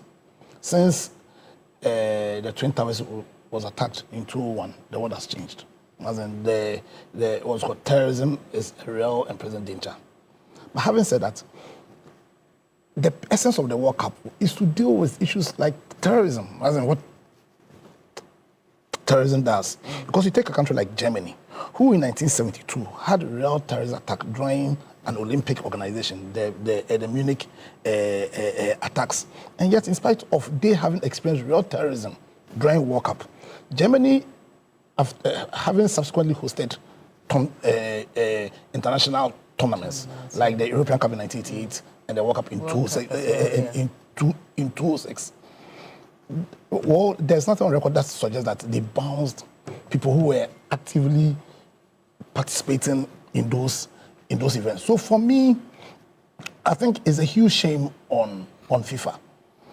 On the legal perspective, like I said, and I think you've done a very good job at quoting for us the law, and I agree with you in its entirety that there was a responsibility on our FA to consider these things. But the point is, when you are interpreting circumstances, you always have in mind the purpose for why the tournament was even created in the first place. So who would have thought, in spite of the clear terms of this constitution, and in spite of our fidelity to the principles of constitutional democracy, chief amongst which is that you are presumed to be innocent until proven so beyond all reasonable doubt. So for all intents and purposes, Partey is innocent. Until proven so, yeah. Yes. So for all intents and purposes, as things stands today, he isn't a convict. Yeah. You understand? And in the light of how Mike Tyson's situation was handled by the Canadians, I do not think that the FA, or I would reasonably have expected the FA to contemplate the possibility of Partey being a refused entry into Canada. And that's why for me, I think that really, like I said, Canada is a sovereign country, yes, and reserves the right to decide who enters or who does not enter. But when FIFA in the future is considering who to choose to host these tournaments, then they must have at the forefront of their minds the purpose for which the World Cup was created in the first place, which is to create a platform where international people from various places can converge and forge real friendships to reduce the possibility of the Great War that ravaged and horrified the world in 1914 to 1918. Okay. So, for me, I think it is an eye-opener for the world. And going forward, FIFA must make it as a policy that where they are deciding who to host international tournaments, and not just FIFA, the IOC, the International Olympic Committee, what's it called, all the various bodies must have it as a condition precedent that if you are to host any tournament, then you are going to open your doors to the real participants. Because you see, I see this as being used as a tool by countries to influence and impact results of games. So let's say there's a football match. So let's say there's a football match, and let's say the host nation recognize that there's this player in this team that is a real threat to our ability to succeed. And they refuse the person's visa. Yeah, but we're not playing them, so... No, I'm saying beyond this, okay. So let's say going forward, because even during qualifying matches, during Champions League matches and all those matches, that requires that players go and play in other countries. There's always a visa issue. So let's say Ghana is going to play what's called Egypt, and Ghana recognizes that Mohamed Salah is a real threat. So Ghana is like, listen, we'll bounce Mohamed Salah. Use this against Salah. That is us using this sovereignty issue to influence the result of the match, because Partey being refused visa means that the integrity of the result on Wednesday will be questionable. Because of one man? Yeah, because one man in football, if you follow football, one man makes all the difference. Yeah, I can give you so many examples. Okay. Yeah, you understand? One man, because Partey is arguably our best player. He's the fulcrum of the team. So whatever result happens on Wednesday, in my opinion, lacks integrity. It lacks integrity because FIFA sat down and allowed our best player or any player in Ghana, you understand, to be removed from playing, not because of injury, but because of a host nation claiming that they are using their to refuse the step. Well, those are their laws. I felt that, yeah, but that's why I say we cannot change it. But immediately you allow yourself, you submit yourself to host a tournament. And that's what I'm saying. FIFA should have it as one of the critical conditions precedent. They said they can't interfere. I mean, look at what even happened to the Somalian referee. They came out and said there's absolutely nothing they can do about it. And that's what I'm saying, that FIFA itself, this whatever happens, it's been tainted. We all know that the integrity of FIFA's. I think the most effective response Ghana could have given, Jeffrey, also have withdrawn from the tournament. We should have withdrawn. Yeah, we should have withdrawn from the tournament. I'm telling you, we should have withdrawn, and all African countries together, we should have withdrawn. I'm saying that the integrity of the results on Wednesday is already tainted. Isn't that extreme? It's not extreme. Okay. It's not extreme because the results on Wednesday is already tainted. You understand? As in, where you set a precedent, where countries can decide that based on my sovereignty, in an internationally recognized tournament, I have reserved the right to bounce players from the different. And I give a typical example. Because this is enough precedent. Ghana can say that, listen, we are going to play what's called Egypt. Mo Salah is a threat, or even said that, a threat, and then we refuse him visa. No, we shouldn't. What's called tolerate this. We should have withdrawn. We should have withdrawn. Bella, let me say a very good morning to our cherished viewers, and let me also say that I hold the same view. But that notwithstanding, I believe that the GFA management team should have done better. These are people who are taking taxpayers' money as allowances. And they are there to make sure that the team, their in and out, are being organized properly. And so if at the dying minute, I was so surprised that last week, beginning of last week, the sports minister spoke and he said he's not heard anything about Partey's refusal of the visa. And so one would ask that, what had the GFA and the management team of the Black Star been doing all this while? Because if you wait until the last minute before you will go to procure visa, then what are we talking about? These things should have been done long time ago. The management team should have been aware that each of the players that was, I think it's been a month that the coach named these players. No, it's not been a month. I mean, when we got, we got the list just when we played our last friendly. We actually qualified about 6 months back, right? I'm talking about the Black Star list. The list. Okay, so the final list. It was just our last friendly that we got. You can't go and procure yes, we got the full But I think that the management team should have done better. Because it even came to the news before the sports minister could hear that our superstar had been refused visa. I don't think that's true. No, he did speak to the media. He said he wasn't aware of it. But could it be that he was also managing the situation so that, while they work on things backstage? We are only speaking to the facts of the issue, that the minister responsible for sports and recreation said that he wasn't aware. Meanwhile, a lot of the sports journalists were talking about it on radio and on TV. And so I think that the management committee of the Black Star should have done better. I don't know the processes they went through with foreign affairs and all that. And I also think that, like I share in the views of my other colleagues, that the West are taking us for granted too much. And I believe that at this point, Africa should have shown something to them that without us, you cannot develop your country, your developed countries. Whatever you have there, a lot of them is from Africa. We've played a very very, very important roles in developing these countries. And so when it gets to this point and we are treated this way, I think that it's not fair. And going forward, I also think that at a point we should be able to reciprocate whatever these Western countries are doing to us. Like two wrongs don't make a right. It does. Sometimes it does, because it seems they think that they can enter our country at any point in time, and so they always take us for granted.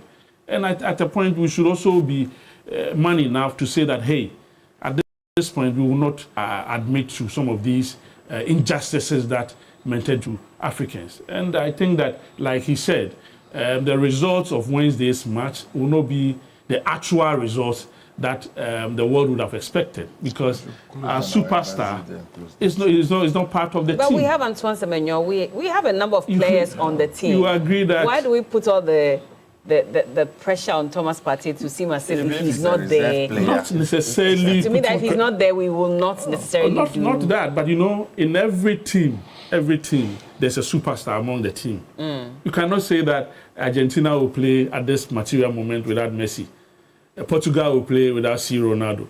And so I think that in our team, Partey is the superstar among his colleagues. Okay. And everybody will look up to him.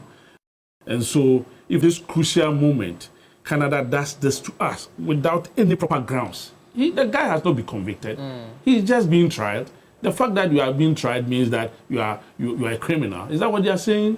I think that we've not been treated fairly. But their laws are clear. I think that what laws? Looking at the circumstances. I've just read it to you. Look, nations Bella, bring their criminals and come away for them. Bella, I think that our Foreign Affairs Ministry needs to take this issue up, even after the World Cup, even if he's not allowed to enter Canada. This issue needs to be taken up after the World Cup. And, the issue be brought to the latter, because the way they have treated us is unfair, it's unjust. And I think that we should not allow ourselves to be treated this way going forward. And like I said, for me, I'll blame the management team of Black Stars. Because you see, there are certain players, whether the lists were out or not, there was no way the coach was going to take them out. Semenyo, Partey, Jordan Ayew. And so I think that looking at the issue surrounding Partey, the Black Star management team could have started something earlier, so that if there were other diplomatic issues, the Foreign Affairs Ministry would have also, I don't know whether the management team is working closely with the Ministry of Foreign Affairs, because the way the issue came, it was something else. Like I said, the issue came and the political leader of the group was not even aware. It's sad. Well, so this is exactly what the Ministry of Foreign Affairs says. It says that the government of Ghana is determined to explore and pursue all available diplomatic, legal, and administrative remedies under Canadian and international law, including where appropriate judicial review before the Federal Court of Canada, to ensure full and fair consideration of all relevant legal and factual issues in accordance with due process. At the same time, the Minister of Foreign Affairs will be holding talks with the Canadian officials, including the Canadian High Commissioner to Ghana, Her Excellency Miriam Montra, since this came to his attention. And so they're exploring all avenues to see if this can be reversed. They have to. But let me bring Mr. Tutubuahene in on this matter, because there's a viewer who says that, Bella, the UK is behind the refusal of Partey's visa. They want to damage the morale of Ghana in our match against England. We're watching you live from Birmingham. This is what he thinks. I mean, I've heard some people also say that in the US, right? It could be that the UK may be behind it, because, again, we know that the Commonwealth was colonized by the British, and, of course, they're part of the Commonwealth. So could that be a factor in what could be happening at the moment? No. Good morning. good morning to all of us, and good morning to our viewers. Bella, you see, this question, I don't know, but from my knowledge in football and international football, it would be quite unfortunate for something to happen like this. I've read in certain media which seems to suggest that, Canada, the UK has this Commonwealth ties, and that probably Canada is trying to play it in such a way that,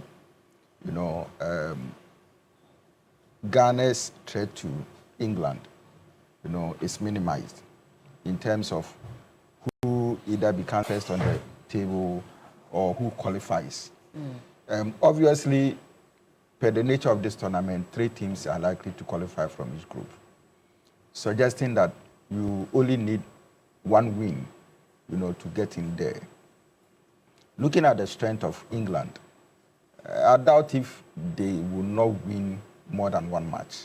In fact, it will become a surprise if they don't do that, looking at the quality of players that they have. And some people have even said that when you look at even certain players who were not called by England, they can form a full strength team, going into this tournament.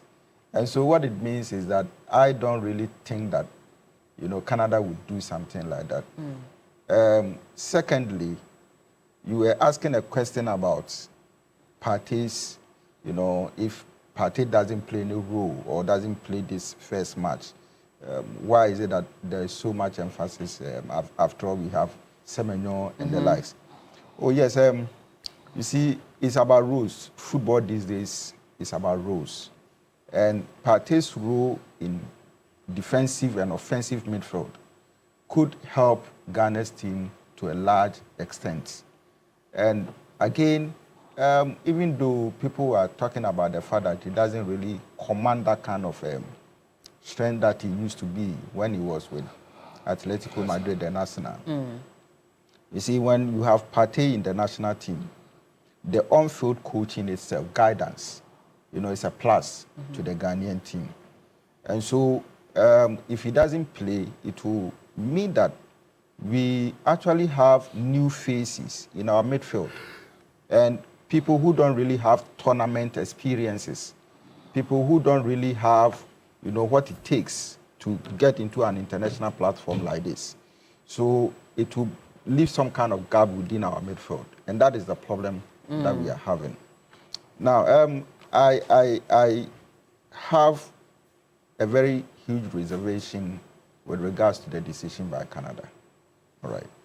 For me, I think that Canada has not acted within its own laws. And that is where the question, of certain doubt is coming up. You see, the law that they are quoting is the Immigration and Refugee Protection Act, which is the Act 36, Clause 1 or something.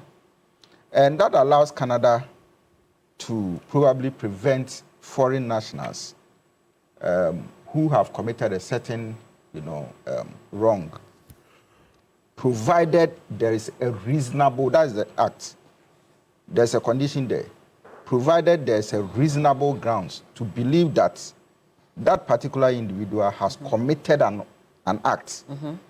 Like lawyer said, he has not been charged. No, he's been charged. He's been charged, so but he he's has not been convicted. Yes, so he has not been convicted, right? That suggests that even England, where it is perceived that he has committed that crime, they have allowed him to move. He has his freedom on the street, isn't it? And he remains a free man.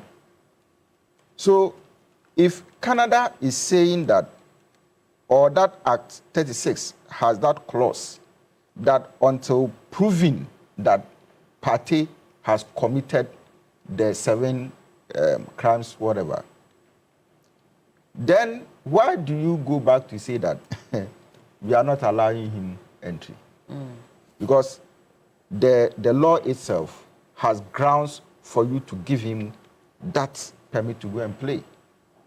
Beside that, I think that there's another visa, which Canada could have given him.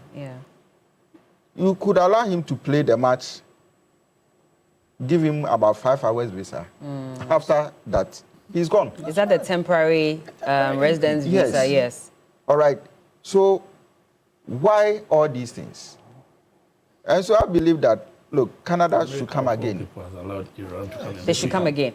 Let me just read something. So there's been an explanation of the law, and it says that in looking at this law, they use the equivalency test Now, that says that a pending charge outside of Canada must equate to a prosecutable offense in Canada. If the equivalent Canadian crime is a serious offense, hybrid or indictable, the person is generally inadmissible. So I wanted to check how Canada even views the issue of sexual assault or rape. There are 3 levels to it. In all those levels, you could go, you could get punished by up to 10 years in prison or by 14 years, or in actual fact, you could even carry a maximum penalty of life in prison. That's how they view it. No, I'm not making a justification. I'm just doing my research on this, and I'm saying that... It depends on what the person is coming to do in Canada.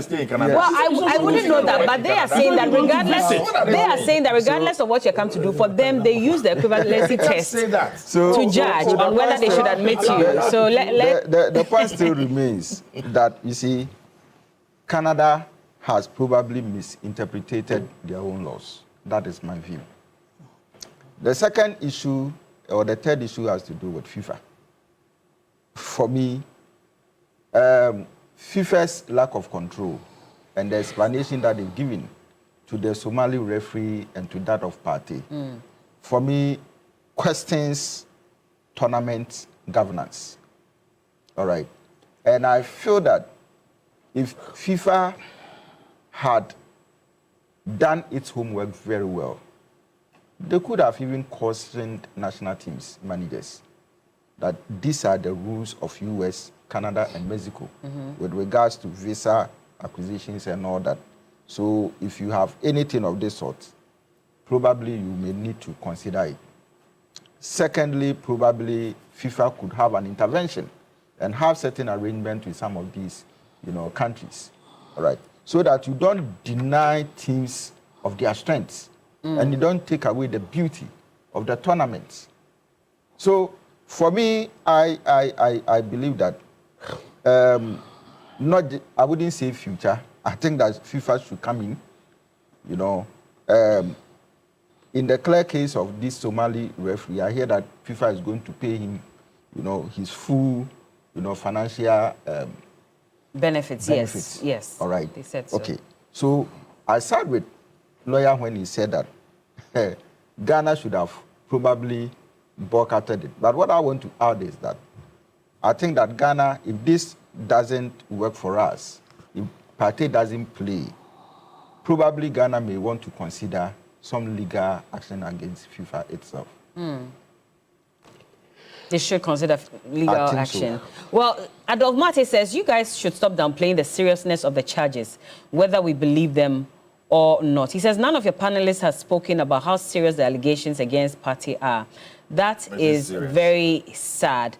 Well, 7 counts, and you're saying whatever. That's the problem. Also, but this person who wrote this, no evidence has been adduced, and you say we should do what? We should condemn him. This person who wrote this, is he saying that one day when he is charged of an offense, okay, he wouldn't go in for lawyer? He wouldn't. He should allow him to share his view. Oh no! But he's just asking a valid question, right? No, would he want to be treated the same way the way he if he found himself? His write-up, the way he started his write-up. It's problematic for you. It's problematic. There'll be no gap in midfield. Partey is replaceable. It's teamwork. Neo Dignia Tukwe says so. And Reginald Baku says, I don't know why Ghanaians are making noise about this issue. A country says, my laws don't allow someone under investigation of a particular crime into my country. And they've stated the law being applied. Canada is not like Ghana with many laws yet no enforcement. Rather, Canada is telling Ghana that they will apply their laws irrespective of the personality. No, but that's not true. Mike Tyson, he was convicted. They don't know what they are saying. Mike Tyson was a convict. In fact, he is a convict. Okay. But even I heard that, right, even this Somali referee, Canada was ready to accept him to referee in Canada. They said he should come and referee games in Canada. But he doesn't have any charges against him. So it's a completely different conversation altogether, is it not? On what grounds did the US into football? Exactly. US have gone to wars. US have gone to wars on the basis of democracy, not so. US. They've gone to wars on the basis of democracy. Now, one of the underlying principles of constitutional democracy is the principle that says that you are innocent until proven guilty. You understand? So then, do they even believe in those principles? Well, let me just wrap up on these comments so we can go to our second conversation. The FIFA president has to be voted out. This is according to Tanka Yao. Because countries worked hard to qualify for a tournament, and you do this last minute because someone is going through legal processes. He has not run away from it. I'm praying Partey wins this case like Monday. Well, yes, and counter-sue those who accused him. They always let go, so they're not okay. I'm not getting this. Let me just move on. Yes, I know Mendy's case as well, but he even commented on this matter. He says that we need to even relook. FIFA needs to relook at some of these issues because before the trial ends, your career is over. Yeah, they finish his career. And that's clearly what happened to him as well. So he has a problem with even how this is being managed in the first place. I think that. Sorry, I have to interject you. We need to also talk to this our young men. What is about these white women and white girls that they are so fascinated about as soon as they enter into some small wealth? What's really, you don't like your beautiful African women again? Like, what is about this? Really? What is it about the gender of the, is it about the race of the women or it's about what the person is being accused of? Because it can happen to... The persons who do these things to these black guys are normally the white guys. I'm telling you. You see, I don't want, because the issue is still in court and all that, but we need to be very careful. Are we saying that because they made an allegation against somebody, the person has gone to court to even deny all the charges against him? The issue is pending trial. How do you now start punishing that person? And those who are arguing that we have a replacement for Partey, it's not about replacement, having a replacement for him or not. It's about the fact that they are not being fair to the Ghana national team. Even if Partey is going to be on the bench and not going to play at all, under the circumstances, they shouldn't treat him the way they are treating him. That's what I'm making. Okay. Now, my brother is blaming the FA management team. Like Lawyer rightly said, how could anybody have contemplated a thing like this? If anything, it was FIFA. That's why FIFA always call for the team sheet or the list ahead of the tournament. So they would have done their own background check here and there and said, okay, but what we know, maybe this player, we have to flag him, this and that and that. That's how this all happened. Then last minute, we have heard even that, even in the UK media, they are saying that, on the day of the match between Ghana and England, they shouldn't shake a Partey and all. What is the meaning of all these things? Those are rumors we're hearing. No, it's in their media. It is in their media in the UK. We don't know what they've decided on yet. Yes, no, I'm not saying what they will do eventually, but this is that's a problem. They are considering and all that. I think that they should stop treating us like this. They should stop. All right. And all of us must unite against some of this treatment to the Africans. I see. Well, Adolf Mate says, I saw the man in Cardiff not too long ago, 2 weeks ago. His head is not in the game. He's more than likely to get sent off. Reginald Baku says, you people are tickling yourselves and laughing at the same time. It's an absolute lie that Partey is a superstar at the moment. He didn't even merit the call to the Black Stars in this time. How many minutes did he play at his club side? A superstar of your team is one who has performed consistently over a period of time in the season under review. That is Antoine Semenyo. Neron de Boanej says that, especially at this moment when Jiku and Salis are not available, Partey is the man to hold the midfield. Saki Jones says, you allow foreigners to do illegal business in your country and nothing is done about it. We have seen Chinese people do galamsey left and right and no prosecution has been made. People are serious about running their countries. Okay, well, let's get into our second conversation. Neron, by the way, says that Partey is number 6 and is very vital from a football perspective. People say I don't understand football. I understand World Cup. Don't worry.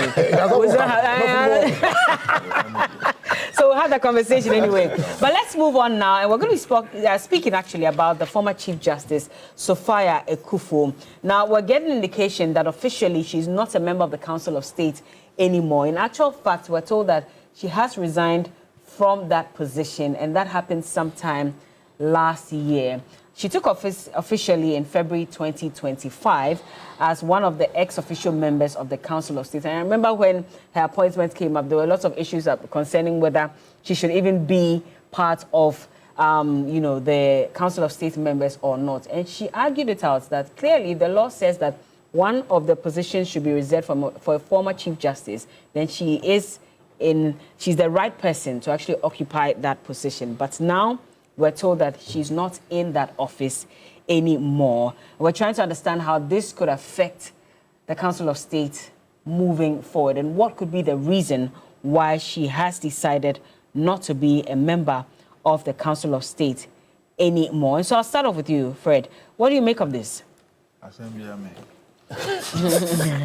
Well, first of all, let me say that you see, you're laughing.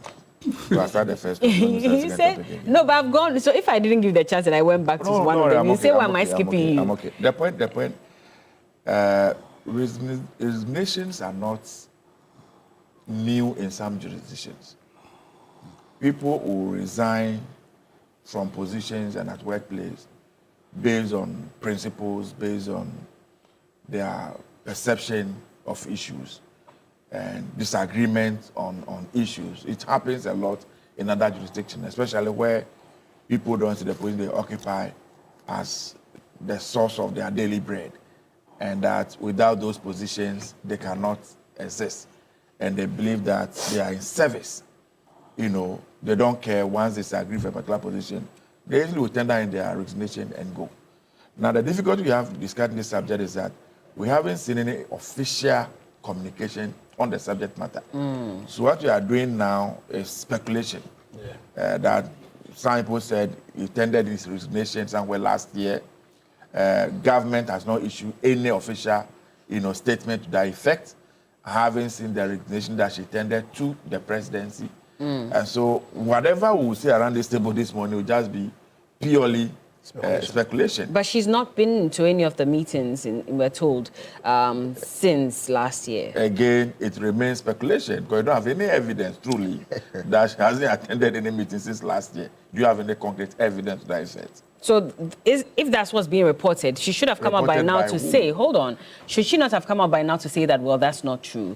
It's been a number of hours. We've not heard from her. We've not heard from her team. We've not heard from government. The fact that she hasn't come out to speak doesn't make it true. You don't know why she hasn't come out. That's what I'm saying, that for now, we can speculate, we can run our own commentary around the subject matter. And the point I've established is that people will resign anyway. At a certain, yes, the Constitution provides for, in Article 89, Council of State, and one of the persons should be a former Chief Justice, which is Article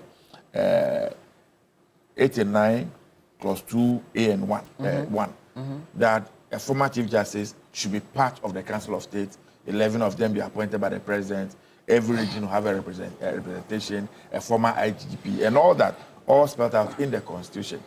And so if for any, it can be on grounds of ill health, it can be on many other grounds, and so if she thinks that she cannot continue to play that role that she's been elected to play, of course, what the President will need to do is to appoint somebody else to replace her, to be able to satisfy the constitutional provision.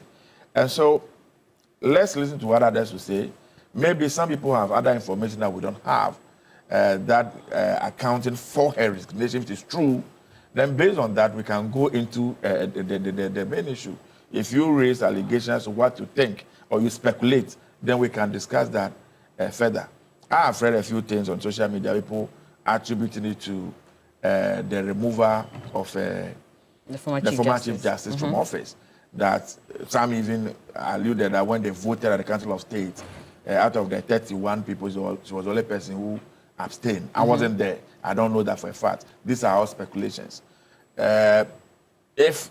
Was she not the same one who came to speak about it, which is why people got that indication that she spoke openly about it, that she disagreed. So if you say you weren't there, you don't know how it happened. She spoke about it herself. Not the voting. Okay. She didn't speak about the voting.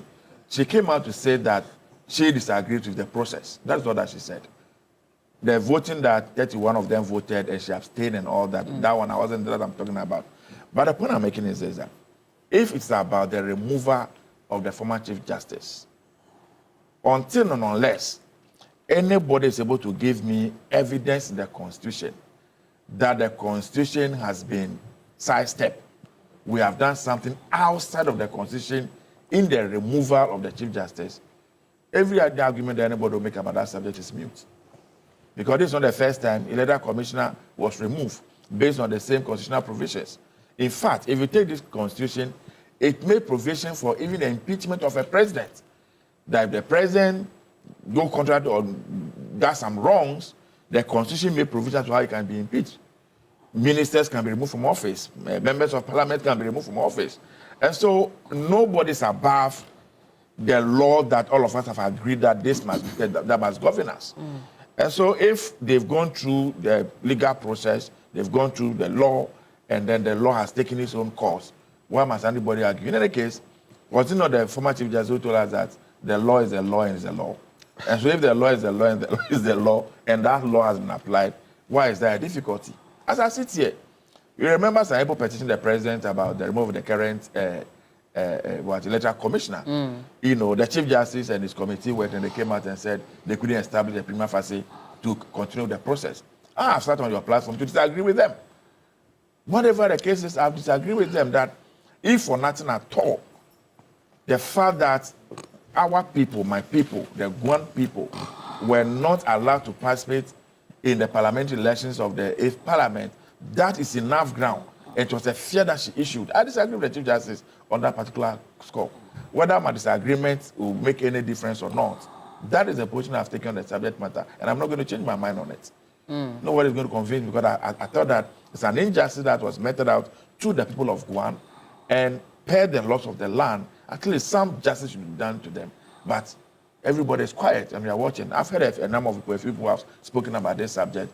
But as usual, Ghana, things come up, we speak, and then we sit them at the carpet, and that's the end of it. But I think that the decision by the Chief Justice, for me, was not fair to us, was not fair to the Republic of Ghana. I've heard people say that, oh, well, one of the, yes, the current Chief Justice, the committee that is set up to investigate the petition. Yes. His Lordship Bafubone. Yes, but the one they gave the petition to. Okay. The petition that was sent to the president for the removal of the EC boss. It's his committee that sat on it. And then they came up with a report that they couldn't establish any prima facie to be able to continue. That is what I'm saying that I disagree with. Because there's enough grounds and reason for them to have pushed that issue further. But that remains my view. That remains my position.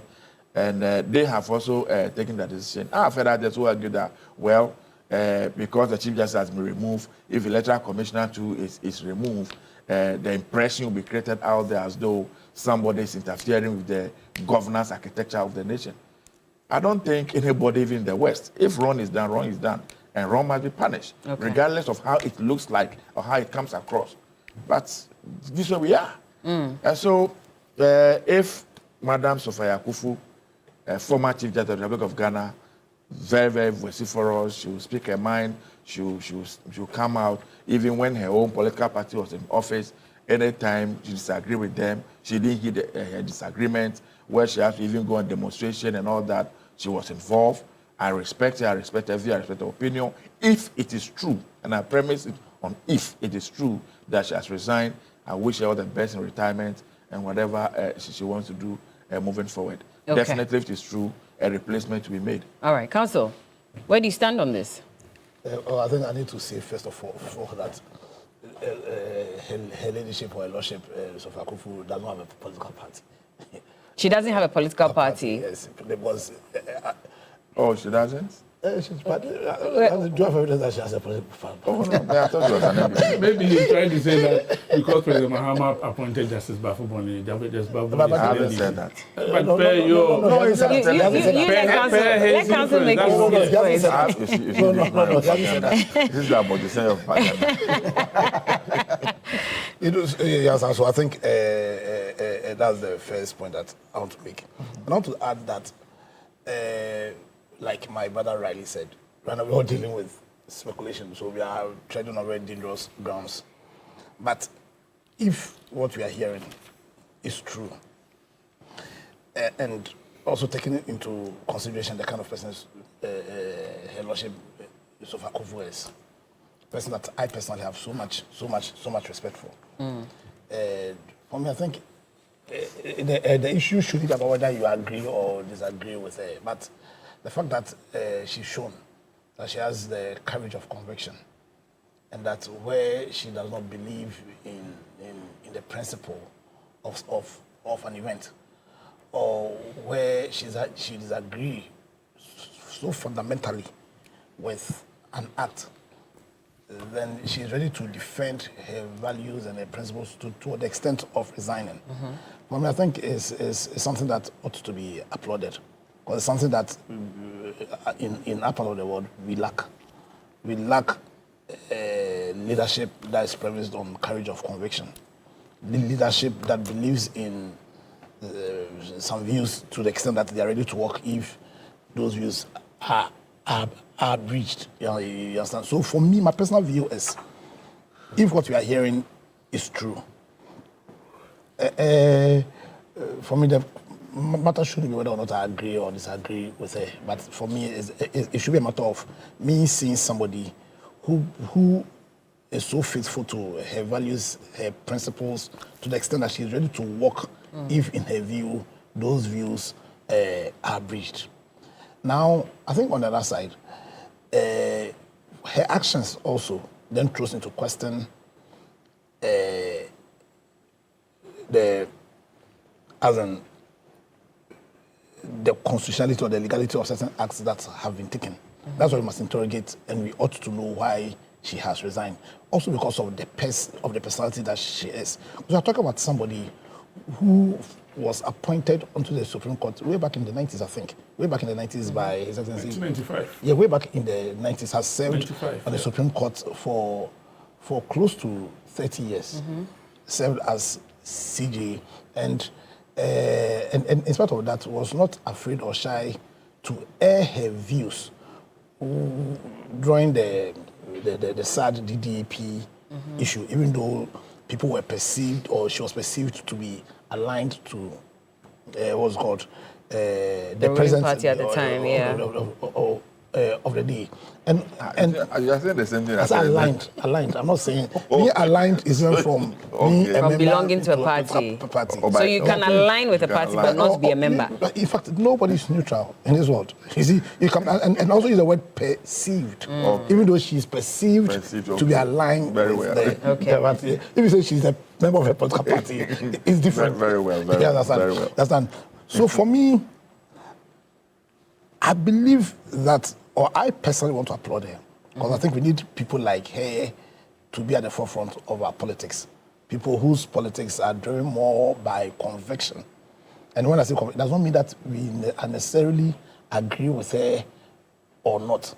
But there's a basic level of respect that you have for people who have the courage of conviction, especially in a part of the world where a lot of the people who claim are doing politics are driven by their parochial interests, or who, in how they do their politics, certainly are unable to show a strong courage of conviction to the extent that they are ready to work where, in their view, an action has been taken which, for them, is adverse to their view. So for me, I think I advise that we hold our horses. Okay. Let's wait. Let the official statement come out. Let's hear why she is resigning. But I want to place on record that if what we are hearing is true, and then for me, it reaffirms my firm belief and respect for her Lordship Sofa Akufo as being somebody who has the courage of conviction. And I pray that people who decide to do politics will come into this game, which really is a service, and whose focus is to create virtuous men. Will be people who would be fooled by strong convictions instead of their parochial interests. Kingsley? I mean, of course, based on speculations, but if it really is true, then what would you make of this? Well, first of all, we should be able to know who Justice Sophia Akufo is. For me, he is one of the most principled women we have in this country. Now, this is a woman who was appointed by the late president, Jerry John Rawlings, to the highest court of the land. I think at the time he was a private lawyer when she was appointed in 1995. She rose through the ranks to become the Chief Justice of this country. You know, before he was appointed, he was working with Akufo-Addo Pepe and Co. And so, at a point when his former boss appointed her as the Chief Justice, we all know how strong she is when it comes to viewing her opinions. One would have expected that at the time when people were picketing at Ministry of Finance, she would have been the last person seen there. But we saw her there so many days. And at the point, she became almost like when NDC is doing their campaign, they were using her pictures and all that at Ministry of Finance. So some of us, it wasn't a surprise when the former president appointed her as a member of the Council of State. But as strong and principled as she is, when Justice Tokunu's removal started, we all heard that among the 31 members of the Council of State, it was a grapevine that she was the only person who abstained from the voting. And, you know, she went ahead to testify during the Article 146, the Justice Poorman Committee. She went ahead to testify. And so she's known for her strong views and principled on issues in this country. Now, I believe that even after the removal, we all heard after the removal of Justice Tokunu, she went ahead to make so many interviews and all that, and sharing her views on what she thought about the removal of Justice Tokunu. Now, I like how you've written down your notes. You see, such a person, teaching materials. You see, such a person, anytime she speaks or acts, it is important that we all pay attention to her. So the question one would ask, what is happening? At the seat of government, at the Council of State, what is happening? Why has she resigned? And if indeed you rightly said that it's been said that she resigned last year, and what has kept the president so long?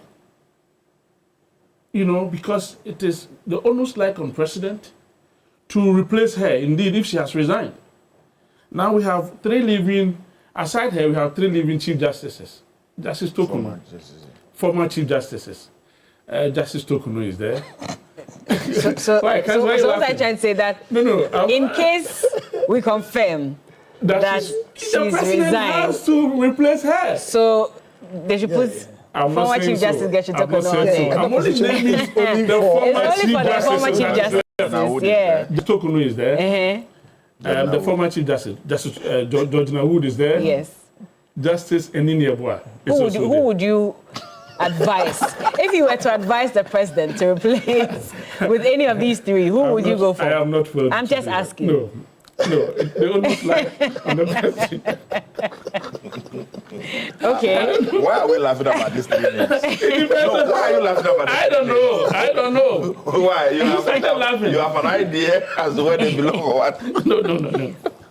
Okay. You see, but on a more serious note, I think that everybody should be concerned about the resignation of the former Chief Justice. Because I don't think, Council, I stand to be corrected, I don't think that's happened before in this country. That a member of Council of State will resign from the Council. Has it happened before? Not that I know of. I don't know either. So but that has occurred. So no, I'm not saying that. No. But then the whether death or whether resignation is about a Council of State member. No, Council. So you just want respectfully, you know that resignation is totally different from somebody passing away. No. In fact, the only reason why I thought you were asking me is about the replacement issue. No, I'm talking about resignation. Okay. Resignation. I don't think that has happened before. And so we really need to know what is happening with the NDC, and for that matter, the Council of State. The president needs to let us know. Know what? What happened? What is happening? And why has he not replaced her if indeed she resigned last year? Because this is his constitutional mandate. Article 89 is very explicit on that. That a former Chief Justice shall, and this one is shall, be appointed by the president. We are just speculating and for so now. Is it if indeed the woman has resigned, then the president is doing a very great disservice to this country. Because he has to replace her as soon as he resigned. Okay? And so, and also we also want to know why she has resigned. And I believe that the president will know. As principled as she is, she will not just go home quiet without stating the reasons for her resignation. Yeah. And so the president ought to let the good people of this country know the reason why the former Chief Justice has resigned from the Council of State. If it is true that she has resigned. Fred, because for now we don't know. Fred, as strong as the woman is, if it is not true, I believe by now she should have spoken. She should have spoken. I mean, as Star Station City News says, they can confirm that she has resigned. And you see, as you speak, it is being... And they're saying, let me just read what they're saying. So they're saying that although the circumstances surrounding her resignation remain unclear, sources indicate that the former Chief Justice stopped attending council meetings following the decision relating to the removal process involving former Chief Justice Gertrude Tokonu. She's also reported to have submitted her resignation towards the end of 2025. You see, the former Chief Justice isn't an ordinary person. You see, she's not. You see, with all due respect to the members of Council of State, some of them are being elected, and we all know what happens during that elections. Yeah. We all know. She is not a member of those people. Yeah. Okay, and so that is why it's a matter of concern to all meaning Ghanaians that the president will come out, let us know the basis for her resignation. It is very, very important. Or if it's not true, do you expect that at least by now the government should have also come out to say that, well, these speculations are false? Exactly. Or does the onus only lie on the former Chief Justice? No. I think that the president, the appointer, must let people know that hey, this and this and this is why she has resigned, and we are going to replace, because the Constitution Article 89 says that the president shall. Okay. And so, like I said, now we are left with 3 former Chief Justices: Justice Georgina Wood, Justice Enini Yeboah, and Justice Tokonu. The president should replace her. And it is even rumored that there's one electoral commissioner who has also resigned, and she has sent the letter to the president. It's being rumored. And so if it is true, the president should come out. We shouldn't be doing these things under secrecy like that. We should be open for the good people of this country, know what is happening. And indeed, we want to know what is happening within the NDC. Why people keep resigning. All right. Let me just, you've made your point. Let me just let Mr. Tubuahin come in as well to respond to this. This is not a matter of laughing. All right. This is not a matter of laughing. It is important that the good people of this country knows, because the Constitution bears the president to do those appointments. Mr. Tubuahin, what does this do to governance? Does it have any impact on governance if this should be confirmed to be true from her team? Right, so I've heard the 3 views. And I think that one thing is quite clear, that Justice Sophia Akufu is following through a certain principle and probably also trying to safeguard her, hard-earned reputation. So don't question, talk some more.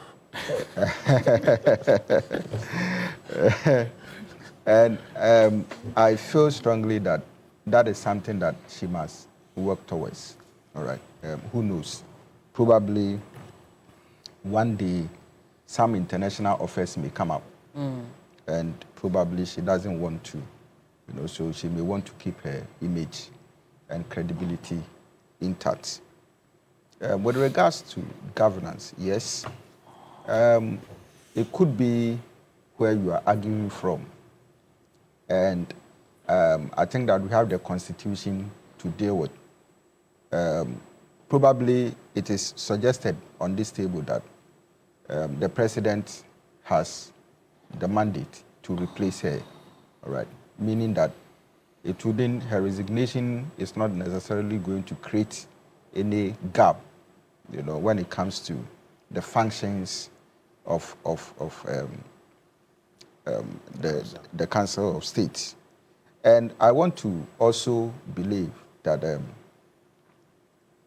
there are a lot more competent people, to also fill that particular gap. So for me, I think that we should decouple, her personal philosophies, from issues of governance. Okay. And once this is done, I think that the clarity will come. Okay. What I want to probably see is that, you see, what she has done, the question is how many people probably will have that kind of strength, confidence, and that kind of self-control to be able to take such decisions.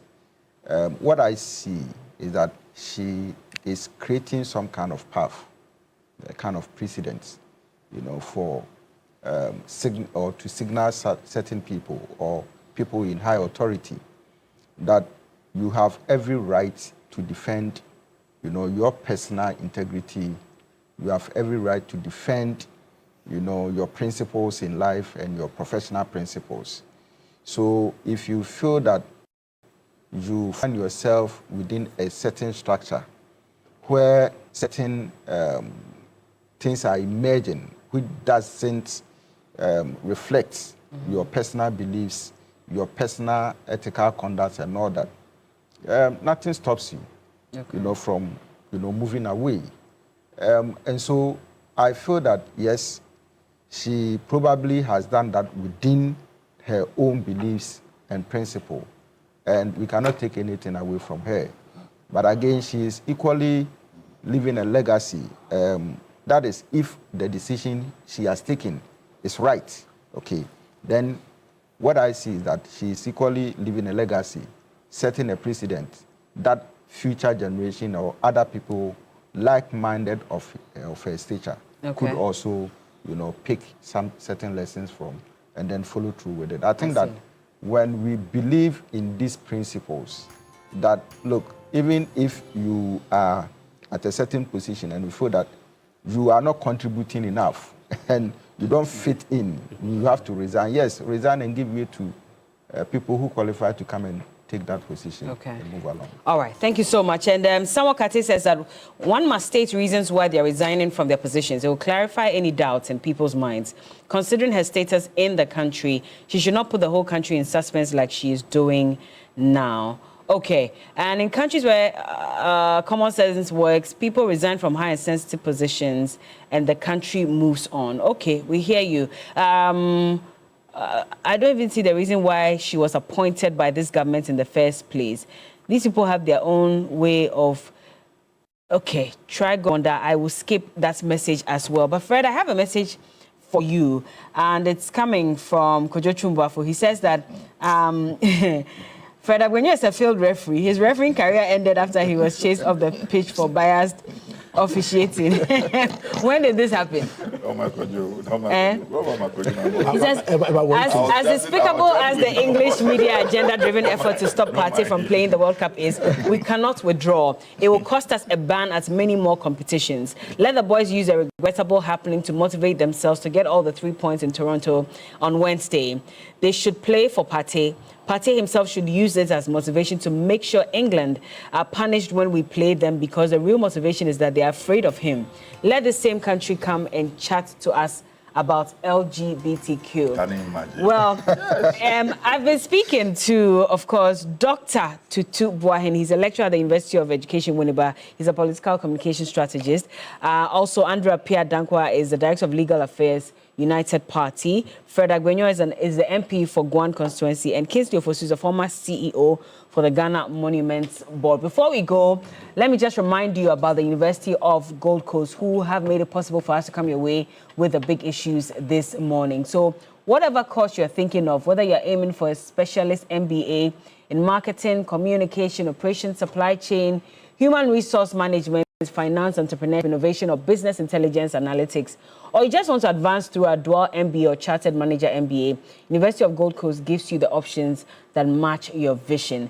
And if your next step is an MSc International Relations, Communication, International Marketing, International Law, Security, Diplomacy, Accounting, Finance, or Human Resource Management, or you just want an LLM in International Law, Security, Diplomacy, or an MA in Biblical Studies, Practical Theology, then of course the pathway is open. You can apply today, because at University of Gold Coast we make it practical. We give you flexible learning, flexible entry, and flexible payments, and you can study around your work and life and choose a route that fits your background and pay in convenient installments. And so just a reminder that your dream deserves structure, your future deserves strategy, and your purpose deserves training. Apply now, www.ugc.edu.gh, or call or WhatsApp them on 026-388-8555. University of Gold Coast, building leaders for the nations. Thank you, gentlemen, for joining us on the show today. And of course, the show continues with more. Sports is coming up. Who knows, maybe we might have some updates on Thomas Partey and whether he can play in Canada or not. Keep watching. We'll be right back.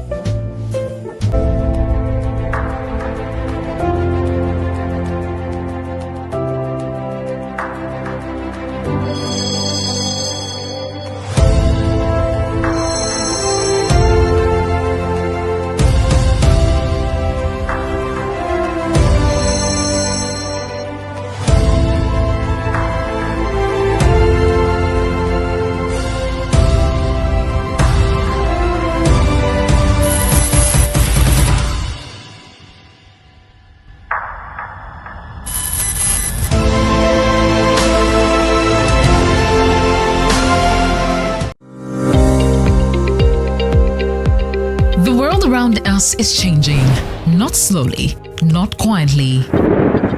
In the north, the rains that once arrived on time don't come anymore. In the middle belt, rivers and forests disappearing overnight. along the coast. The sea is swallowing land that families have called home for generations. Rising temperatures, failed harvests, homes lost to tides. This is not a warning about tomorrow. This is the world right now. TV3 and the German Embassy in Ghana. The conversation on climate security implications in Ghana. The Climate Talks 2026. 5 cities, 5 conversations, 1 urgent call to action. Tamale, Bolgatanga, Kumasi, Keta, Accra. Starting this June 2026. The climate talks are coming, and this time, the people most affected by Ghana's climate security crisis will be at the center of it all. Because the time for Ghana to act is now.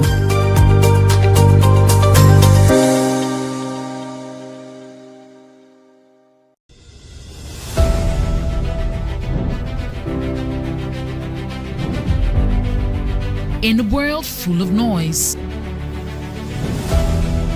clarity matters. Stories shape us, ideas challenge us. An honest dialogue moves us forward.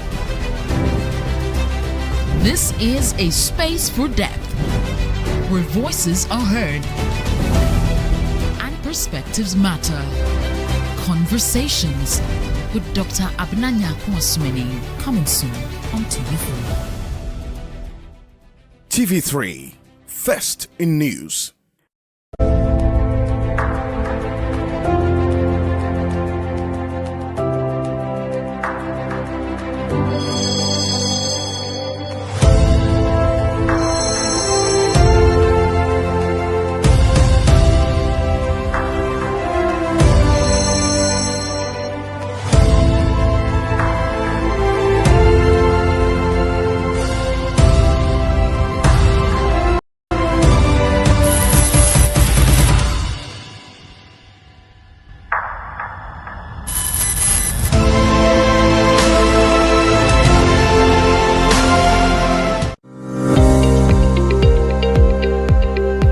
Around us is changing, not slowly, not quietly.